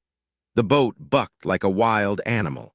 Elena watched as the two men on the deck were thrown into the air, their rifles flying into the dark. The engine coughed once, a gout of black smoke erupting from the back, and then it died. The ribcraft drifted aimlessly, its electronics fried by the same resonance that had killed the T-38. Elena sat on the buoy, her heart hammering against her ribs. She had won the moment, but the cost was manifesting in the gray light of the morning. Her hands were white, the skin puckered and blue. She couldn't feel her feet. Her vision was narrowing, the edges of the world turning into a soft, blurry smudge. She looked down at the coupler. The battery was at 4%. The signal from the buoy was still active, but it was fading. The architect was cutting his losses. He was retracting the hum, pulling it back into the dark corners of the internet where he lived. She had stopped the wave. She had saved the fleet. But she was dying on a piece of yellow metal 3 miles from a shore that didn't know she was there. "Elias," she whispered, though she knew he couldn't hear her. She thought about the dog. She thought about Barley sitting in the back of the Silverado, his head tilted, listening for the sound of her voice. She thought about the way the light hit the mountains in Montana, the specific golden hue of a world that didn't require a frequency to be beautiful. She felt a hand on her shoulder.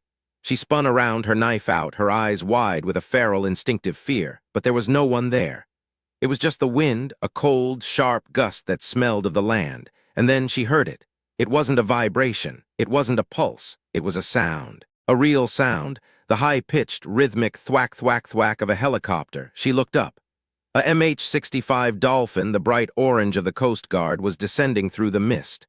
The searchlight hit her, a warm, blinding embrace of light that made her want to weep. She didn't wave, she didn't scream. She just sat there, the acoustic coupler held tight to her chest, her head up, her eyes fixed on the rescue swimmer who was already sliding down the hoist. The swimmer hit the water, the splash of physical weight that Elena felt in her chest. He swam to the buoy, his movements powerful and sure. He reached up, his hand grasping the edge of the platform. He was wearing a helmet, his face obscured by a visor, but when he spoke, the vibration of his voice was the most human thing Elena had ever felt. "Major Vance? Major Elena Vance?" She nodded once, her body finally surrendering to the tremors. "We've got you, ma'am," the swimmer said. He reached out and took her hand. His glove was thick and warm, a stark contrast to the icy steel of the buoy. "General Aris sent us," he said, "to tell you. The tank is quiet." Elena let him pull her into the water. She let him strap the harness around her chest. She let the hoist lift her into the air, the world falling away beneath her. She watched the yellow buoy shrink into a tiny dot, a single point of light in a vast, dark ocean. Inside the helicopter, the air was loud and smelled of hydraulic fluid and salt. A medic wrapped her in a thermal blanket, his hands moving with a practiced clinical efficiency. He was saying something, his lips moving, but Elena couldn't hear him. She didn't need to.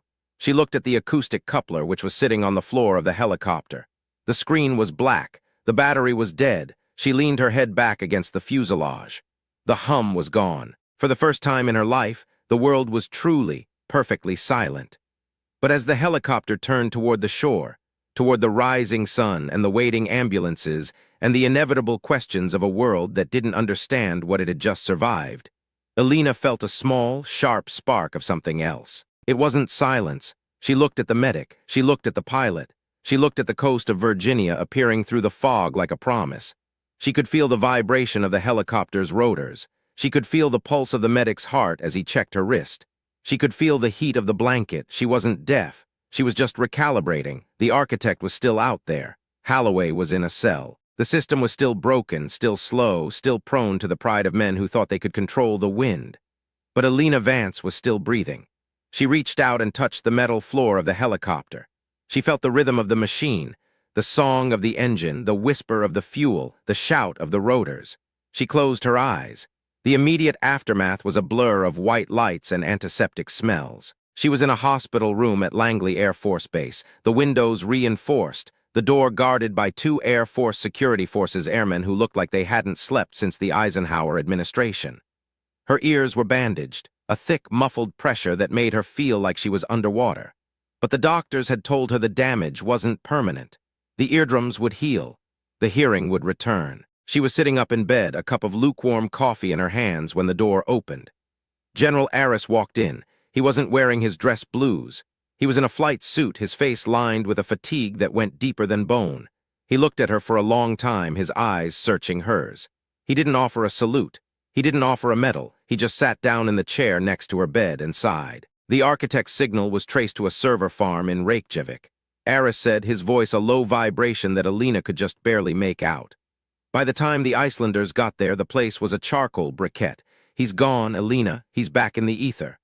Alina nodded. She wasn't surprised. A man who could weaponize a song wouldn't be caught in a room with a door. The Pentagon is undergoing a full structural audit, Aris continued. The official story is a localized seismic event triggered by a failure in the D.C. water main, the T-38.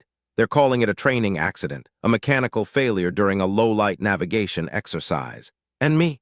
Alina asked. Her voice sounded strange to her, hollow and distant, like it belonged to someone else.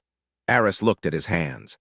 Officially, you don't exist, Major. Your records were purged when you were dismissed. The flight you took, it never happened. The rescue. It was a routine SAR for a downed pilot. He looked up at her, and for the first time, Alina saw a flicker of the man behind the rank. But I know, he said, and Miller knows, and the 200 men who are currently walking out of the tank because the glass didn't liquefy. They know someone saved them. They just don't know who. He reached into his pocket and pulled out a small, heavy object.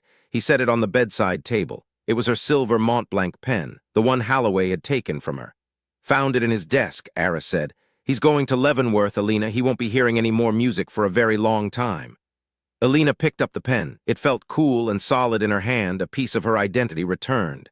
What now, General? She asked. Aris stood up. He walked to the window and looked out at the airfield where the sun was now high in the sky. Now you heal, he said. And then, I think I might have a job for a woman who can hear the things the rest of us are too loud to notice. It's not in the Army. It's not in the Pentagon. It's a small office in a building that isn't on the map. We call it the soundboard. Alina didn't answer. She looked at the pen. She looked at the bandage on her arm. She thought about the hum.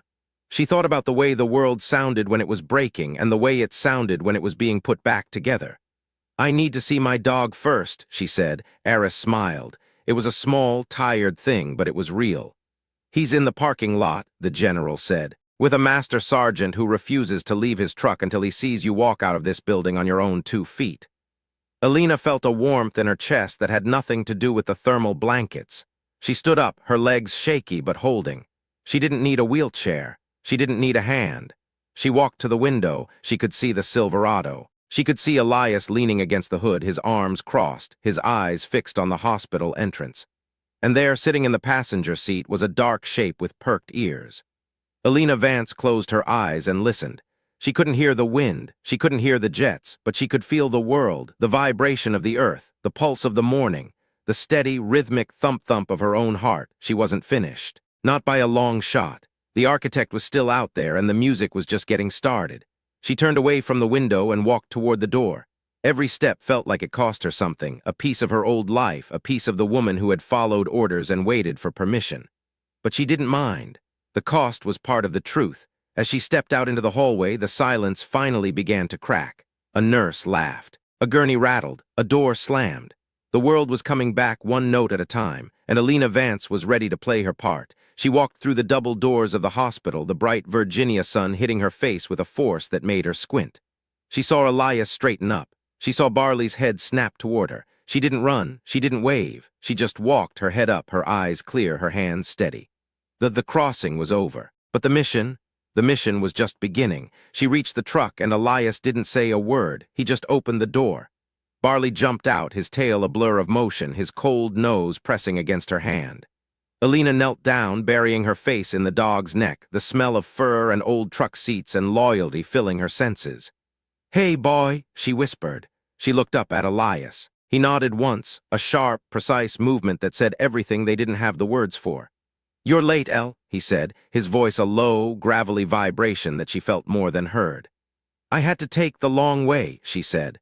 She got into the truck.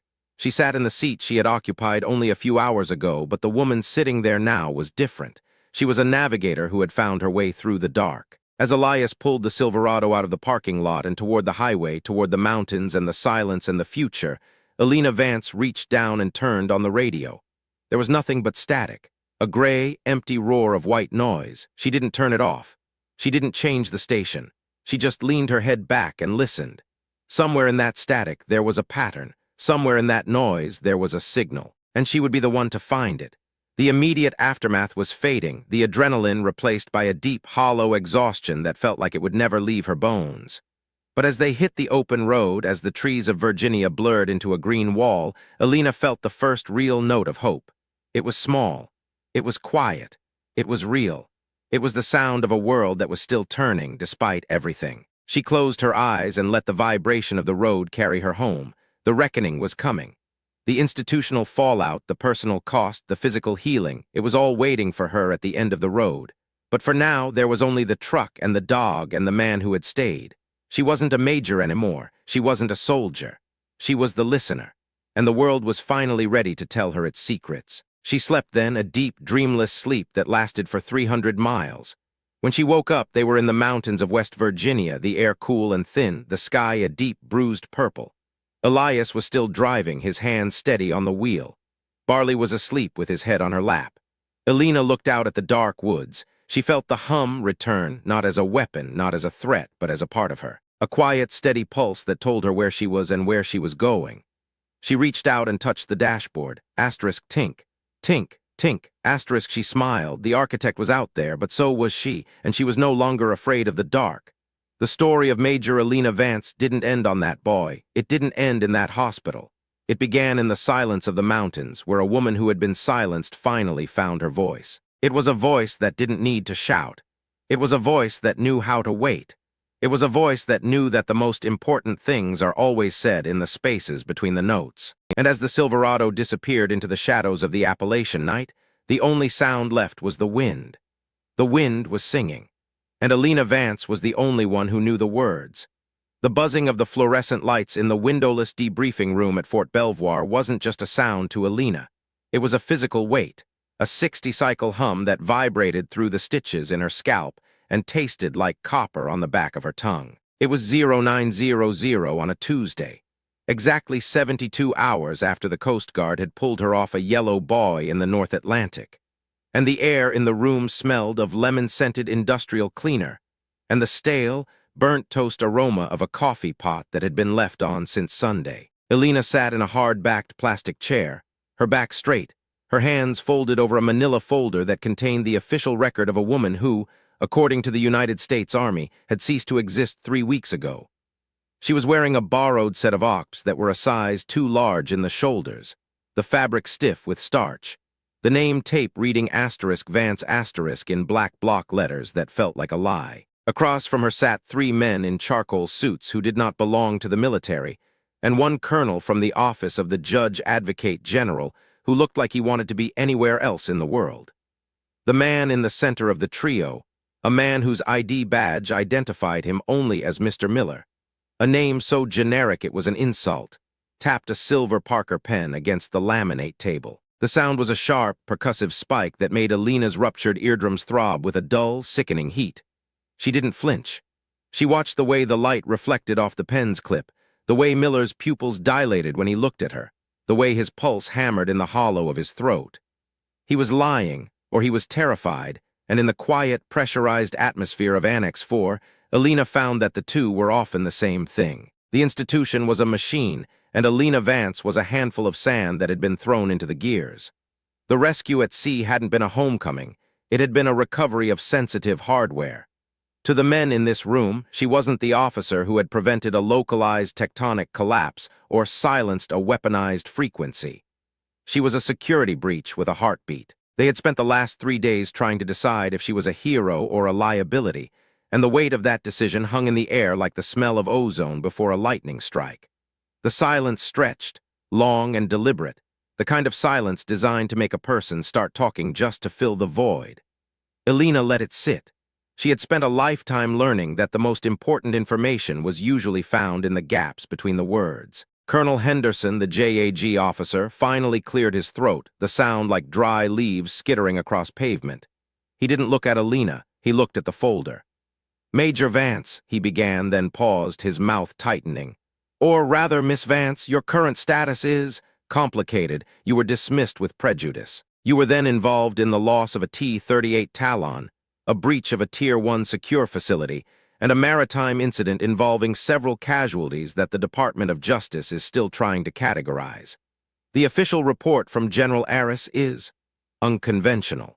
He claims you identified a non-kinetic acoustic threat that our own sensors missed." "He didn't claim it," Alina said, her voice low and steady, the resonance of it vibrating in her own chest. "He witnessed it. So did the 200 men in the tank who are currently alive because I broke the resonance. If I hadn't, you wouldn't be sitting in this room, Colonel. You'd be coordinating a recovery effort for a collapsed Pentagon." Miller leaned forward, his suit jacket bunching at the shoulders. "We have the data from the buoy, Alina. We have the recordings you made with the coupler. Our analysts have been over them for 48 hours straight." He paused, his eyes narrowing. "They don't hear anything. To our computers, to our most sensitive microphones, the recordings are nothing but ambient ocean noise. Wind, waves, cavitation from the rescue bird. There is no architect. There is no weaponized frequency. There is only a disgraced officer who stole a plane and suffered a psychotic break in the middle of the Atlantic." Alina felt the rage then, but it wasn't a fire. It was a cold, deep-sea current. It was the quiet, controlled anger of a person who had seen the truth and was being told the world was flat. She looked at Miller, seeing the way his fingers trembled slightly as he gripped his pen. "You're lying," she said. "You're not here because you think I'm crazy. You're here because you're afraid I'm right. You're here because if what I'm saying is true, then every encryption, every secure line, every piece of hardened infrastructure in the United States is currently sitting in a room with a glass floor, and the architect is holding a hammer." The room went cold. It was the kind of cold that happened when the pretense finally dropped. Henderson looked down at his shoes. The other 2 men in suits didn't move. Miller stared at her for a long beat, the silence in the room now so heavy it felt like it was pressing the air out of her lungs. "The official story," Miller said, his voice dropping to a whisper, "is that you are a troubled veteran who suffered a mental health crisis. You will be given a medical discharge, not the dismissal, and a pension. You will move back to Montana. You will never speak of the architect or the frequencies again. If you do, you will be in violation of the National Security Act, and we will move you to a facility where the only thing you'll hear for the rest of your life is the sound of your own breathing." This was the institutional response. It wasn't a trial. It wasn't a reckoning.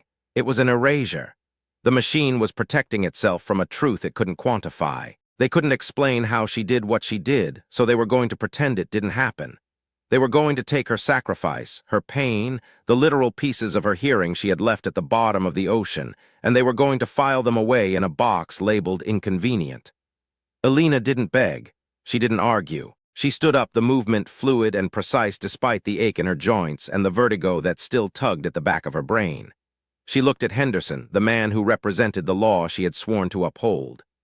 "I'm not a civilian, Colonel," she said, "and I'm not a mental patient. I am the only person who knows what the next wave sounds like. You can bury me. You can bury the report. But the architect isn't going to stop because you've decided to be deaf." She walked toward the door. No one stopped her. The 2 MPs outside the room didn't look at her. They looked through her, their faces masks of disciplined indifference.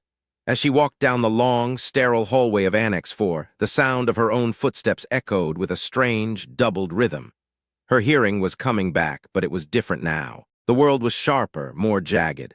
She could hear the hum of the HVAC system in the ceiling, a low-frequency moan that told her one of the bearings was failing.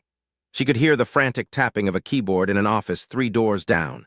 She could hear the heartbeat of the MP at the end of the hall, a steady, rhythmic thud that was slightly too fast. The personal cost was settling in, a heavy gray shroud that draped over everything. She had won the battle, but she had lost the institution. She was a woman without a country, a soldier without a rank, a listener in a world that had decided it didn't want to hear. She stepped out into the bright, blinding Virginia sunlight. The heat was a physical blow, the humidity of the Potomac Basin clinging to her skin like a damp sheet. At the edge of the parking lot, leaning against the fender of a blacked-out Chevy Silverado, was Elias. He looked tired. His beard was trimmed, but his eyes were bloodshot, and the way he held his shoulders suggested he had been carrying the weight of the last 3 days on his own. In the bed of the truck, Barley let out a short, sharp bark, his tail thumping against the metal. Elias didn't move as she approached. He waited until she was 10 feet away, his eyes scanning her face, looking for the woman he had known and finding the stranger she had become. "They let you go," he said. It wasn't a question. "They erased me," Alina replied. She stopped by the passenger door, her hand resting on the hot metal. "I'm a mental health crisis now, Elias. The T-38 was an accident. The boy was a hallucination." Elias spat a stream of tobacco juice onto the asphalt. "They're terrified.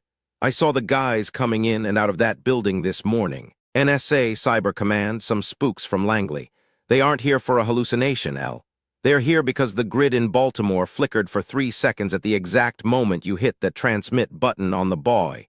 They're trying to figure out how you did it without a computer." "I used the water," Alina said. She looked at her hands. They were steady, but she could feel the vibration of the truck's engine through the door, a low, rhythmic growl that felt like a purr.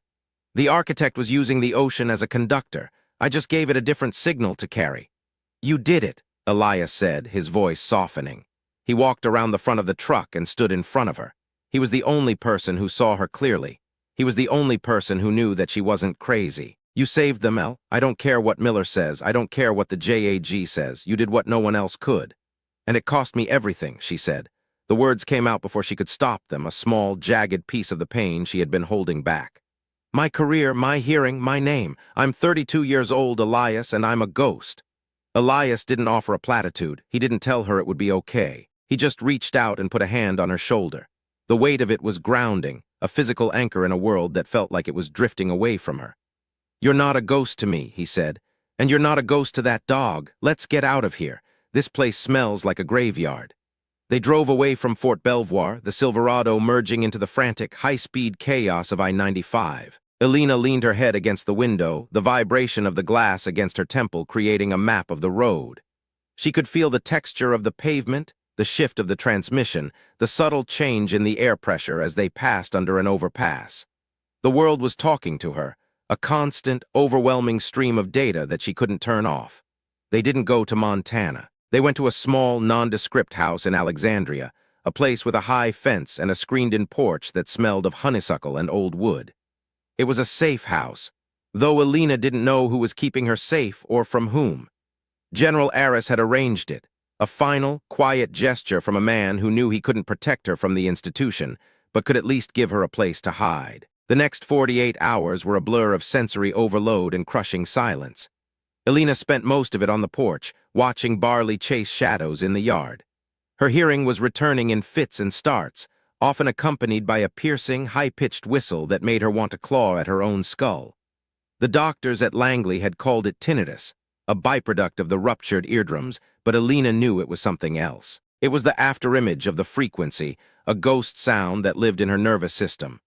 On the third night, the reckoning for the authority figures arrived, though not in the way Alina had expected. There was no court-martial. There was no public disgrace. Instead, there was a knock at the door at 2 in the morning.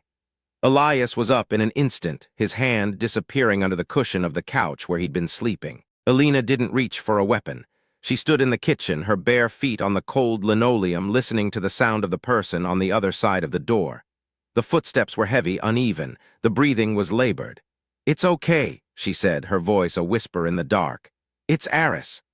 Elias opened the door, and General Aris stepped into the small living room. He looked like a man who had been dismantled and put back together by someone who didn't have the instructions. He wasn't wearing his uniform. He was in a rumpled suit, his tie hanging loose, his face the color of old parchment. He didn't look at Elias, he looked at Alina. "They fired me," Aris said. He sat down on the edge of a chair, his hands resting on his knees.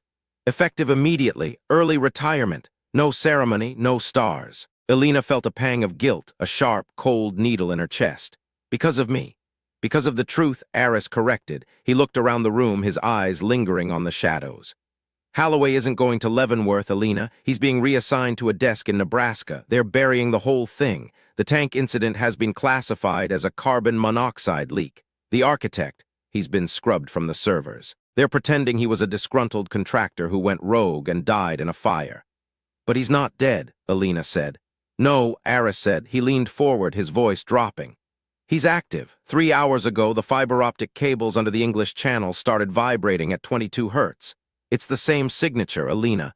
The exact same resonance you heard in the T-38. He's not attacking the grid anymore. He's attacking the communications. He's silencing the world."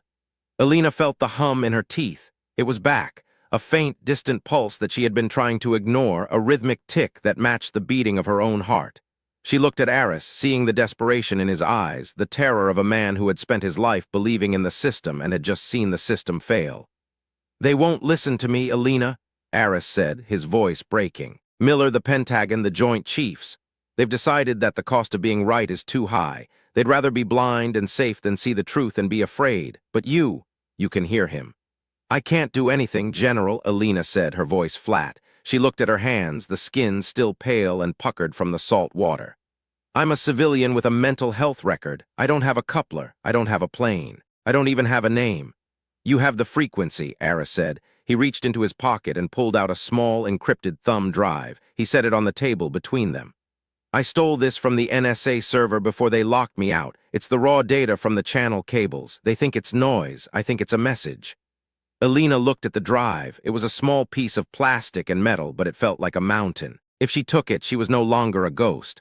She was a fugitive. She was stepping out of the protection of the medical discharge and into a war that didn't exist. She looked at Elias, who was standing in the shadows of the hallway. He didn't say a word. He just nodded once, the same sharp, precise movement he'd made at the truck. He was with her. He had always been with her. She picked up the drive. The metal was cold, but as she held it, she felt a vibration, a tiny, rhythmic pulse that only she could feel. "What's the message, General?" she asked. "I don't know," Aris said, standing up. He looked older than the mountains, a man who had lost everything but his soul. "But I think you're the only one who can translate it. They're coming for this house, Alina. Miller isn't going to let you sit on a porch in Alexandria. He knows you're the only witness. He knows you're the only threat." "How long do we have?" Elias asked, his voice low and dangerous. 10 minutes, Aris said. "Maybe less. There's a car 3 blocks away, a gray Ford. The keys are under the wheel well. Go to the mountains. Go to the place where the world is quiet. If you stay in the city, the noise will kill you." Aris walked to the door, his steps heavy. He paused at the threshold, looking back at Alina one last time. "I'm sorry, Major. I'm sorry I couldn't be the man the uniform required me to be." "You were the only one who listened," Alina said. Aris nodded, and then he was gone, disappearing into the dark Virginia night. The next 10 minutes were a blur of calculated motion. They didn't pack clothes. They didn't pack food. Alina grabbed her acoustic coupler, the one she had hidden under the floorboards of the porch, and the thumb drive. Elias grabbed his rifle and a bag of ammunition.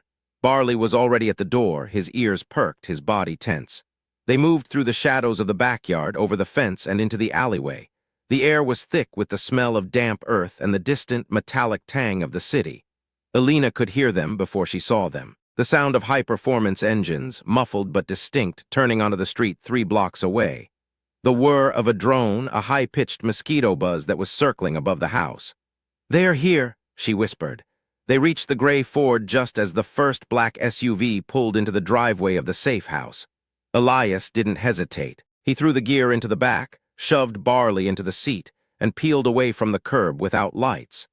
He drove with the practiced ease of a man who had spent his life avoiding the things that went bump in the night, navigating the side streets of Alexandria with a predatory grace.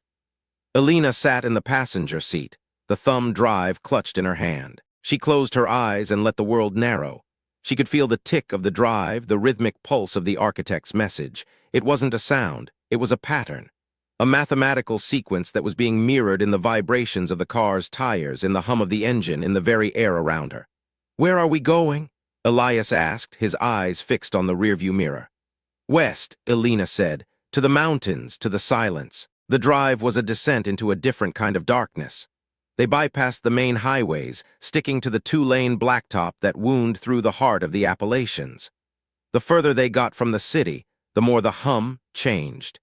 It didn't go away, but it became clearer, the static of the urban environment falling away to reveal the underlying structure of the signal. The personal cost was arriving in full now, a physical and emotional exhaustion that felt like it was hollowing her out. She had lost her career, her reputation, and her safety. She was being hunted by the very institution she had spent her life serving. And yet, as the trees began to thicken and the air grew cool and thin, she felt a strange, terrifying sense of clarity. She wasn't a major anymore. She wasn't a victim. She was a weapon. They reached a small, isolated cabin near the border of West Virginia at dawn. It was a place Elias had mentioned once, a hunting shack owned by a cousin who had died years ago. It was miles from the nearest paved road, tucked into a deep limestone valley where the cell signal died and the only sound was the wind in the pines. Elias spent the first hour hardening the perimeter, his movements silent and efficient. He didn't ask questions. He didn't demand explanations. He simply did what needed to be done, his loyalty to Elena a quiet, unbreakable force that felt like the only solid thing in a world of shifting frequencies. Elena sat at a small wooden table, the acoustic coupler connected to a battered laptop she'd found in the cabin. She plugged in the thumb drive, her fingers trembling slightly. The screen flickered to life, a waterfall of green data cascading down the display. She didn't look at the code. She didn't look at the numbers. She closed her eyes and put her hands on the laptop's casing, feeling the vibration of the processor. The message wasn't words. It wasn't a threat. It was a heartbeat. The architect wasn't just silencing the world. He was syncing it. He was creating a global resonance, a single unified frequency that would link every cable, every satellite, every piece of electronic infrastructure into a single pulsing organism. "He's not killing the grid," Elena whispered, her voice barely audible over the sound of the wind. "He's waking it up." She felt a cold, paralyzing fear. It wasn't the fear of a soldier in combat. It was the fear of a person who had looked into the abyss and realized the abyss was looking back. The architect wasn't a man, he was a phenomenon. He was the logical conclusion of a world that had traded silence for connection, a world that had forgotten that some things are meant to be quiet. The institutional response was now clear to her. They weren't just protecting their reputations, they were protecting their reality. If they acknowledged the architect, they had to acknowledge that they had lost control. They had to acknowledge that the world they had built was no longer theirs. She spent the next 3 days in a state of hyper-focused competence. She didn't sleep. She barely ate. She lived in the data, her mind a bridge between the physical world and the digital resonance. She learned the architect's language. She learned his syntax. She learned the specific, haunting melody of his ambition. The cost to her body was undeniable. Her vision was blurring, the edges of the world turning into a soft, glowing smudge. Her hearing was so sensitive now that the sound of a falling leaf felt like a gunshot. She had to wear heavy, noise-canceling headphones just to walk across the room. She was becoming a creature of the frequency, a woman who was no longer entirely human. Elias watched her with a growing concern that he didn't know how to voice. He brought her water. He forced her to sit by the fire. He sat with his hand on her shoulder, a physical anchor in a world that was trying to pull her apart. "You're disappearing, Elle," he said one night, his voice a low vibration that she felt more than heard. "You're turning into the sound." "I have to," she said. She didn't look at him. She couldn't. "If I don't follow it to the end, Elias, there won't be anything left to come back to. He's reaching for the satellites now. He's going to use the ionosphere as a resonator. He's going to turn the entire atmosphere into a speaker." "And then what?" Elias asked. "And then he plays the final note," Elena said. "The frequency that shatters the glass, not just in the Pentagon. In every home, in every car, in every heart." The reckoning was no longer for the authority figures. It was for the world. And Elena Vance was the only one standing in the way. On the 4th day, the silence of the mountains was broken. It wasn't a car. It wasn't a helicopter. It was a vibration, a low, subterranean thrum that made the ground beneath the cabin shake. The limestone valley was acting as a natural amplifier, the resonance of the architect's signal echoing off the rock walls. Alina stood up, her headphones falling to the floor. She could feel it in her marrow. The signal was here. He had found her, or rather the frequency had found the only thing that could stop it. "He's here," she said. Elias was already at the window, his rifle in his hands. "I don't see anything, El. No dust, no movement." "It's not a person, Elias," she said. She walked to the door, her movements stiff and jerky. "It's the mountain. He's using the limestone. He's vibrating the valley." The sound began to build, a low-frequency groan that was the sound of the earth itself being tortured. The cabin began to scream, the wood groaning, the glass in the windows spider-webbing with a series of sharp, rhythmic cracks. Alina stepped out onto the porch. The world was a blur of gray and green, the vibrations so intense that her vision was vibrating in sync with the ground. She could see the trees shaking, their leaves falling in a silent, rhythmic rain. She could feel the air itself pulsing against her skin. She reached for the acoustic coupler, her fingers fumbling with the dials. She needed to find the counter frequency. She needed to create the white hole again. But the signal was too strong, it was too vast. She wasn't fighting a boat anymore, she was fighting a mountain. "Alina!" Elias shouted, his voice lost in the roar of the resonance. He grabbed her arm, trying to pull her back into the cabin, but she shook him off. She stood at the edge of the porch, her arms spread wide, her head back. She wasn't fighting it anymore, she was listening to it. She was letting it in. She could hear the architect's voice in the vibration. It wasn't a human voice. It was a symphony of data, a choir of broken connections, a song of pure, unadulterated power. It was beautiful. It was terrifying. It was the end of everything. And then she heard the flaw. A tiny, microscopic hesitation in the rhythm. A fraction of a second where the resonance didn't quite hold. It was the sound of a machine trying to be a god. It was the sound of pride. Alina gripped the coupler, her knuckles white. She didn't try to stop the wave, she tried to join it. She dialed the frequency to the exact pitch of the flaw, her mind a laser focus of dark competence. "I hear you," she whispered. She hit the transmit button. The world didn't explode, it didn't shatter. It went perfectly, terrifyingly silent. The vibration stopped. The groaning of the cabin ceased. The trees went still. For a single, breathless moment, the world was a void. And then the sound returned, but it was different. It was the sound of the wind, the sound of the birds, the sound of Elias's breathing. The resonance was gone. The hum had been neutralized. Alina collapsed onto the porch, her body finally surrendering to the weight of the cost. Her nose was bleeding, the dark red drops staining the gray wood. Her ears were ringing with a deafening, hollow roar. She couldn't see, she couldn't feel her legs. Elias was there, his hands on her face, his voice a frantic, distant vibration. "Alina, El, can you hear me?" She couldn't answer. She was drifting in a sea of gray, the world falling away beneath her. She had won the moment. She had silenced the mountain. But she knew it wasn't over. The architect was still out there. The institution was still hunting her, and the frequency was now a part of her. She felt a hand on hers. It wasn't Elias's. It was a cold, phantom sensation, a vibration that felt like a memory. Asterisk tink, tink, tink. Asterisk she opened her eyes, her vision clearing for just a second. She wasn't on the porch anymore. She was in a room of pure, white light. And in the center of the room, sitting at a desk made of glass and sound, was a man. He didn't have a face. He had a frequency. He looked at her, and the vibration of his gaze was the most terrifying thing she had ever felt. "You're late, Alina," the vibration said. She woke up in the cabin, the sun high in the sky, the air cool and sweet. Elias was sitting by the fire, his rifle across his knees, his eyes fixed on the door. Barley was asleep at her feet. She sat up, her body aching, her head throbbing with a dull, persistent rhythm. She looked at her hands. They were steady. She looked at the laptop. The screen was black. The drive was gone. "Elias," she whispered. He turned toward her, his face a mask of relief and exhaustion. "You've been out for 10 hours, El. I thought we'd lost you." "The drive," she said. "Where is it?"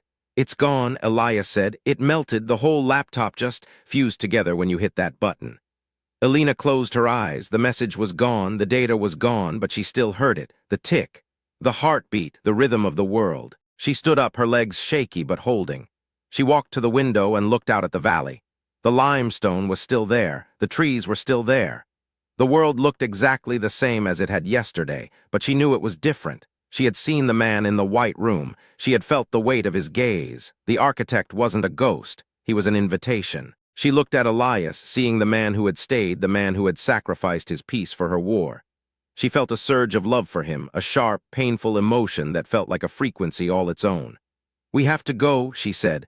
"Where?" Elias asked. To the place where it started, Alina said. To the tank, to the Pentagon, we have to go back into the noise. Elias didn't ask why, he didn't argue. He simply stood up, grabbed his rifle, and whistled for the dog. They walked out of the cabin and into the bright, cold light of the morning. The institution was waiting for her. The architect was waiting for her. The world was waiting for her, and Alina Vance was ready to play the final note. As they reached the gray Ford, Alina paused. She looked up at the sky, her eyes searching the blue expanse. She didn't hear the wind. She didn't hear the birds. She heard the signal. A high-pitched, rhythmic beep that was coming from the atmosphere itself. The architect had reached the satellites. The final resonance was beginning. Alina got into the car, her heart hammering against her ribs. She looked at her wrist, at the mechanical watch her father had given her. The hands were moving, but time felt like it was accelerating. She had 24 hours before the frequency reached the critical mass. 24 hours to find the man in the white room. 24 hours to save the world or watch it shatter. She looked at Elias, who was staring at the road ahead. "Ready?" she asked. "Ready," he said. They pulled away from the cabin, the gray Ford disappearing into the shadows of the Appalachian night. The crossing was over. The soundboard was a memory. The mission, the real mission, was just beginning, and Alina Vance was the only one who knew the music. The cost was paid, the reckoning was coming, the institution was blind, but the listener was awake, and she was coming for the silence. As the car reached the highway, the radio flickered to life. There was no static, there was no noise, there was only a single pure note. A note that sounded like a heartbeat. A note that sounded like a name. Asterisk Alina. Asterisk, she didn't turn it off, she didn't change the station, she just leaned her head back and listened. The world was finally ready to tell her its secrets, and she was the only one who knew how to answer. The road ahead was dark, but Alina Vance was no longer afraid of the shadows. She was the shadow. She was the vibration. She was the sound of the world being put back together. And she wasn't finished. Not by a long shot. The final note was coming, and she was the only one who knew how it ended. She closed her eyes and let the rhythm of the car carry her toward the reckoning. The institution would pay, the architect would fall, and the silence would finally be hers. But first she had a war to win, a war of frequencies, a war of ghosts, a war of hearts. And Alina Vance was the only one who could hear the victory. She slept then, a deep, dreamless sleep that lasted for 300 miles. When she woke up, they were in the heart of Virginia, the lights of the city glowing on the horizon like a promise and a threat. Elias was still driving. Barley was still asleep. The world was still turning, and the music was just getting started. Alina Vance looked at the city and smiled. It was a small, dangerous thing, but it was real. And it was the last thing the architect would ever see. The reckoning was here, and Alina Vance was the only one who knew the words. She reached out and touched the dashboard. Asterisk tink. Tink, tink. Asterisk, the world answered, and the silence finally began to crack. The coffee in the paper cup Alina held was cold and tasted of scorched beans, and the styrofoam it lived in. But it was the only thing keeping the world from vibrating into 1,000 jagged pieces, as Elias steered the Silverado through the pre-dawn fog of the Shenandoah Valley. It was 0400 on a Friday, and the air inside the truck smelled of wet dog, gun oil, and the sharp, metallic tang of the lithium batteries charging her acoustic coupler on the dashboard. Every 5 miles, the radio in the truck would pulse. Not a sound, but a deadening of the static that lasted for exactly 3/4 of a second. Alina felt it in the bridge of her nose, a dull pressure that coincided with the rhythmic tick she had been hearing since the mountains. The architect wasn't just sending a message anymore. He was pacing the cage of the atmosphere, waiting for the door to open. Elias kept his eyes on the road, his hands light on the wheel, but Alina could see the way his jaw was set, the muscle jumping in a steady, frantic rhythm. He was driving toward a destination they hadn't named, but they both knew where the signal was strongest. The sync wasn't a global phenomenon yet, but the closer they got to the District of Columbia, the more the world began to behave like a single, massive instrument being tuned by an unseen hand. The streetlights along Route 7 didn't flicker. They pulsed in a low, amber throb that matched the heartbeat in Alina's ears. Even the birds in the roadside trees were silent, their internal compasses likely spinning in the face of the massive electromagnetic shift occurring in the ionosphere. "You're bleeding again," Elias said, his voice a low vibration that Alina felt in her teeth. He didn't look over, but he reached out and tapped the glove box where a roll of gauze sat. Alina wiped her upper lip with the back of her hand, seeing the dark, oxidized smear of blood. Her body was a failing conductor, the sheer volume of the frequency she was processing beginning to fray the delicate wiring of her nervous system. She felt like a glass of water being held under a waterfall. The pressure was constant, and the cracks were starting to spiderweb through her vision. She adjusted the dials on the coupler, trying to find a pocket of silence in the white noise, but there was nowhere left to hide. The architect was everywhere. "He's using the microwave relays," Alina whispered, her voice sounding thin and distant to her own ears. "He's not just in the cables anymore. He's in the air. He's building a pressure cooker, Elias. If we don't ground the signal, the resonance will hit the standing wave threshold in less than 6 hours. Every transformer in the eastern seaboard will go at once." "We're not going to let that happen," Elias said. He didn't sound like a man making a promise. He sounded like a man stating a law of physics. He slowed the truck as they approached the perimeter of the Pentagon, the massive concrete pentagram emerging from the fog like a tombstone. The security at the gates was tripled, M4-wielding soldiers in full kit standing under the harsh, rhythmic pulse of the floodlights. They looked like statues, their faces pale and drawn, their eyes fixed on the empty road. They weren't looking for a threat. They were waiting for the world to stop screaming. Alina reached into her pocket and pulled out the small, jagged piece of metal she had recovered from the T-38's wreckage, a fragment of the original resonance chamber. It was cold, but it vibrated with a faint, persistent hum that only she could feel. It was her compass. She closed her eyes and let the sound guide her, bypassing the visual chaos of the checkpoints and the soldiers. The frequency wasn't coming from the Pentagon's main offices.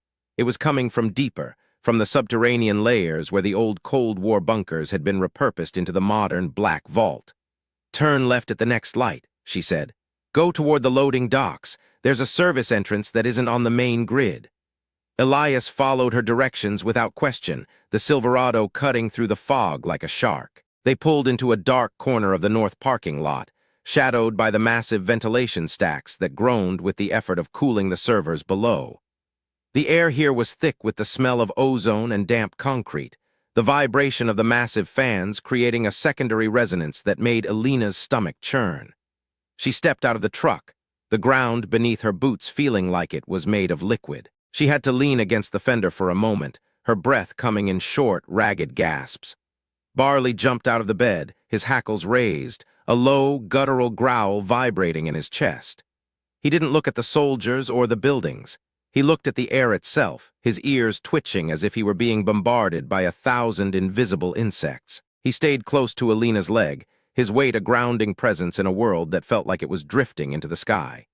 "Stay here," Alina said to Elias. She looked at him, really looked at him, for the first time since they had left the cabin. His face was a map of the last 4 years. The scars, the fatigue, the quiet, unwavering loyalty that had been her only constant. She realized then that she might not be coming back out. The cost of stopping the architect wasn't going to be a career or a name this time. It was going to be the person she was. "No," Elias said. He reached into the truck and pulled out a heavy canvas bag. "I'm the one who carries the gear, El. You're the one who listens. That was the deal." "This is different, Elias," she said, her voice breaking. "The signal, it's going to be loud, louder than anything you've ever felt. It'll tear you apart if you're not prepared." "I've spent half my life in blast zones," Elias replied, his voice softening. He walked toward her and put a hand on the back of her neck, his thumb tracing the line of her jaw. "The noise doesn't scare me.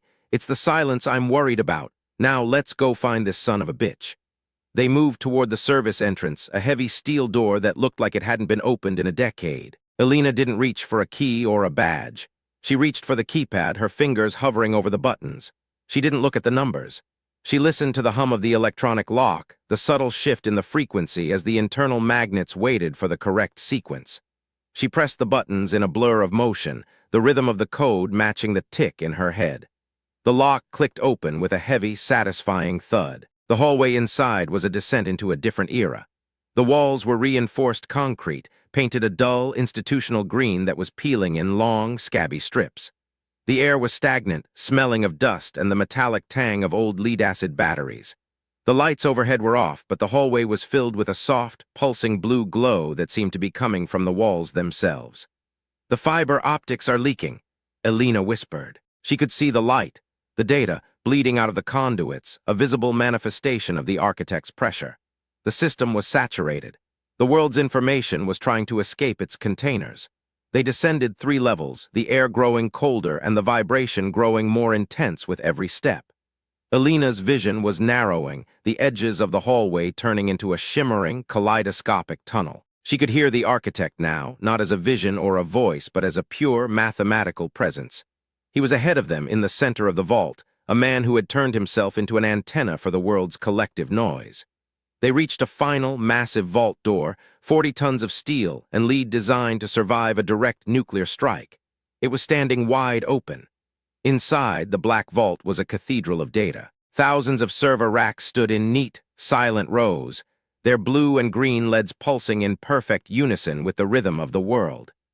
In the center of the room, sitting at a console that looked like it had been salvaged from a ghost ship, was the man. He wasn't the faceless architect from her vision. He was just a man. He was thin, his skin the color of ash, his hair a wild, white halo around a face that looked like it had been carved from bone. He was wearing a tattered army field jacket with the name tape removed, his fingers dancing over a keyboard with a speed that was physically impossible. He didn't look up as they entered. He didn't have to. He was the room. He was the air. "You're late, Major," he said. His voice didn't come from his mouth. It came from the speakers on the walls, from the hum of the servers, from the vibration of the floor. "The ionosphere hit saturation 10 minutes ago. The first wave is already halfway across the Atlantic." Alina stepped forward, her boots echoing on the raised metal floor. She felt the rage then, but it was the cold, clinical rage of a sniper. She didn't see a genius or a god. She saw a man who had decided that his pain was more important than the world's survival. "It stops here," she said. She held up the acoustic coupler, the screen glowing with a fierce white light. "I know the flaw, Miller. I know the hesitation in the rhythm. I'm going to ground the signal through the vault's cooling system. Every bit of data you've gathered, every frequency you've synced is going into the Potomac." The man finally looked up. His eyes were milky, the pupils blown wide as if he were staring into the sun. "You think you're stopping me?" He laughed, a sound like glass breaking in a vacuum. "I'm not the architect, Alina. I'm just the listener. The signal is coming from the sun, from the earth, from the very fabric of the noise we've created. I'm just giving it a place to land." "Then I'll take the land away," Alina said. She turned to Elias, her eyes wide with a desperate final clarity. "I need the bag, the heavy-duty copper cabling and the grounding rods. I have to bridge the coupler to the main power bus." Elias didn't hesitate. He swung the bag onto the console, pulling out the thick, braided cables. He moved with a practiced military precision, his hands steady despite the fact that the very air in the room was starting to glow with a pale, ionizing light. He looked at Alina, a silent question in his eyes, and she nodded. This was it. The moment where the cost became permanent. The man at the console stood up, his movements jerky and uncoordinated. "You'll kill yourself. The surge will be 10,000 amps. You're trying to catch a lightning bolt with your bare hands." "I've been catching them my whole life," Alina said. She grabbed the ends of the cables, the copper freezing in her grip. She plugged one end into the coupler and held the other against the massive, exposed power bus of the vault's primary server bank. The moment the connection was made, the world vanished. There was no sound. There was no light. There was only the feeling of her soul being pulled through a needle's eye. The frequency hit her like a physical blow, a wall of pure, unadulterated noise that tore through her mind, her memories, her very identity. She saw the tank in the Pentagon. She saw the T-38 falling from the sky. She saw her father's watch. She saw the dog. And then she saw the architect, the real architect. It wasn't a man. It was the collective scream of a world that had forgotten how to be quiet, a billion voices crying out in a digital wilderness, searching for a home. Alina didn't fight the scream. She didn't try to silence it. She gave it a home. She opened her mind, her heart, her very cells, and let the noise flow through her. She became the ground. She became the earth. She became the silence that the world had been searching for. The surge was blinding. The servers in the vault began to explode, one by one, a series of sharp, rhythmic pops that sounded like a firing squad. The man at the console screamed, his body collapsing as the signal he had lived for was suddenly ripped away. The blue light in the room intensified, a brilliant, terrifying cerulean that consumed everything, and then with a sound like a single, massive bell being struck, the light went out. Silence. True, absolute silence. The kind of silence that exists at the bottom of the ocean or in the vacuum of space. The kind of silence that has a weight, a texture, a soul. Alina was on the floor. She couldn't feel her legs. She couldn't feel her hands. She couldn't hear her own breathing. The world was a gray, featureless void, the only sensation the coldness of the metal floor against her cheek. She tried to open her eyes, but the muscles wouldn't respond. She tried to call out for Elias, but her throat was a desert. And then she felt it, a vibration, a hand on her shoulder, a tongue licking her ear, a heartbeat against her back. She wasn't alone. She drifted for a long time, a ghost in a machine that had finally been turned off. She saw images of the world above, the streetlights in D. C. Going dark, the radios falling silent, the people stepping out of their houses and looking up at the stars, wondering why the air suddenly felt so clean. She saw the institution, the men in suits like Miller, staring at their blank monitors with a terror that would eventually turn into a quiet, desperate relief. They would never thank her. They would never acknowledge her. They would spend the rest of their lives pretending that the great silence was a solar flare, a glitch, a once-in-a-lifetime anomaly. But the silence was her gift, and it was her cage. When she finally opened her eyes, the world was different. The colors were muted, the edges of everything soft and blurred. She was in a bed, the sheets smelling of lavender and line-dried cotton. The air was cool, the sound of a distant river a low, soothing hum that she felt in her chest rather than her ears. She turned her head, her neck stiff and protesting. Elias was sitting in a chair by the window, his head back, his eyes closed. He looked 10 years older, the lines around his mouth deeper, his hair shot through with new streaks of gray. In his lap, Barley was curled into a tight ball, his tail thumping once as he sensed Alina waking up. Alina tried to speak, her voice a dry croak that she couldn't hear. She realized then, with a calm, terrifying certainty, that she was deaf. Not the muffled, ringing deafness of the mountains, but a total, absolute void. The gift was gone. The listener was broken. Elias opened his eyes, and the look of pure, unadulterated joy that transformed his face was the most beautiful thing Alina had ever seen. He didn't say a word. He didn't have to. He stood up and walked to the bed, taking her hand in his. His grip was warm, solid, and real. He picked up a small, yellow legal pad from the nightstand and wrote 2 words in a shaky, blocky script. *, we won. *, Alina looked at the words, the simplicity of them hitting her like a physical blow. She felt the tears then, the first real tears she had allowed herself since the day her father had died.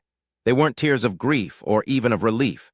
They were tears of exhaustion, the release of a burden she had been carrying since she was a child. She reached for the pad, her fingers trembling, and wrote a single word beneath his. *home. Elias smiled, a slow, genuine smile that reached his eyes. He nodded once, then leaned down and pressed his forehead against hers. The contact was a bridge, a way for her to feel the vibration of his life, his love, his presence. She didn't need to hear him to know what he was saying. They left the hospital, a quiet, private clinic in the hills of Virginia that General Aris had somehow managed to arrange. 3 days later. There was no ceremony. There was no debriefing. The institution had kept its word. Alina Vance was a ghost. She was a woman with a pension and a medical discharge and a name that would never appear in any official history of the United States. They drove west, back toward the mountains, but they didn't go to the cabin. They went to a small, white clapboard house on the edge of a valley in Montana, a place where the wind came off the peaks, and the only neighbors were the elk and the hawks.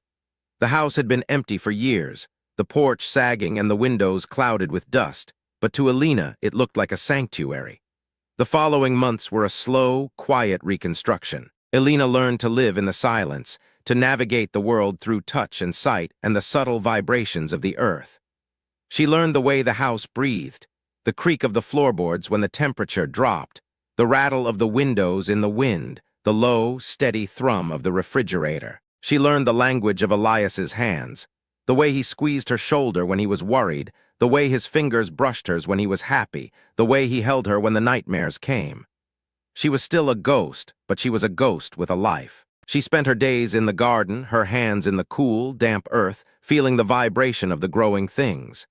She watched Barley chase shadows across the meadow, his joy a physical presence that she could feel in the air.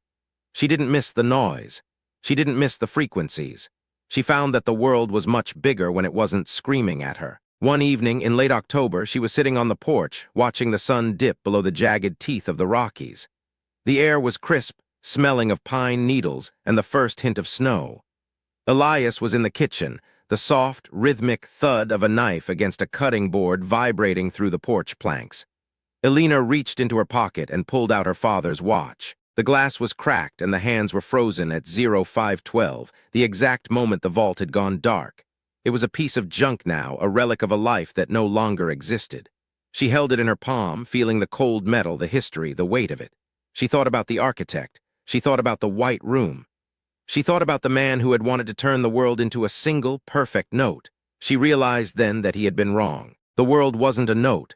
It was a symphony of silences, 1,000 quiet moments that only mattered because they were shared. It was the space between the sounds that gave the music its meaning. She stood up and walked to the edge of the porch, looking out at the vast, darkening valley. She felt a sudden, sharp pang of loss for the woman she had been, the major, the listener, the weapon. But it was a distant, fading pain, like the memory of an old wound. She looked at the watch one last time, then pulled her arm back and threw it as far as she could into the tall grass of the meadow. It disappeared without a sound, a tiny, silver spark that was swallowed by the shadows. She turned back toward the house, seeing the warm, yellow light of the kitchen windows. She could see Elias through the glass, his back to her, his shoulders relaxed as he worked. She could see Barley lying by the stove, his head on his paws. She stepped inside and closed the door, the click of the latch a vibration that she felt in the soles of her feet. She walked to Elias and put her arms around his waist, pressing her face against the rough flannel of his shirt. He turned and held her, his heart a steady, grounding throb against her chest. She closed her eyes and let the silence wash over her. It wasn't the silence of the void. It wasn't the silence of the grave. It was the silence of a life that was finally, truly her own. The institutional cost was paid. The world was safe. The listener was home. In the quiet of the Montana night, Alina Vance finally stopped listening for the next wave and started living in the one she had already caught. The snow began to fall then, a silent, white blanket that covered the mountains and the valley and the small, white house.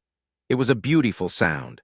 The world was quiet, and for the first time in her life, Alina Vance was not afraid of what she couldn't hear. She reached out and turned off the kitchen light, the darkness a cool, comforting weight. She was no longer a major, a ghost, or a weapon. She was just a woman standing in the kitchen with the man who had seen her clearly when everyone else was blind. The silence was the only thing she had left, and it was more than enough. The watch was gone, the signal was dead, and the world was finally at peace. She walked to the window and touched the cold glass, feeling the vibration of the falling snow. It felt like a promise. Everything that mattered was right here in the quiet, in the dark, in the steady beating of a single human heart. The story was over and the silence was just beginning. She closed her eyes and went to bed. The world would still be there in the morning and she would be there to see it. The cost was everything and the price was worth it. She didn't need to hear the music to know that the song was beautiful. She just needed to be there when it played. And she was. She was finally perfectly there.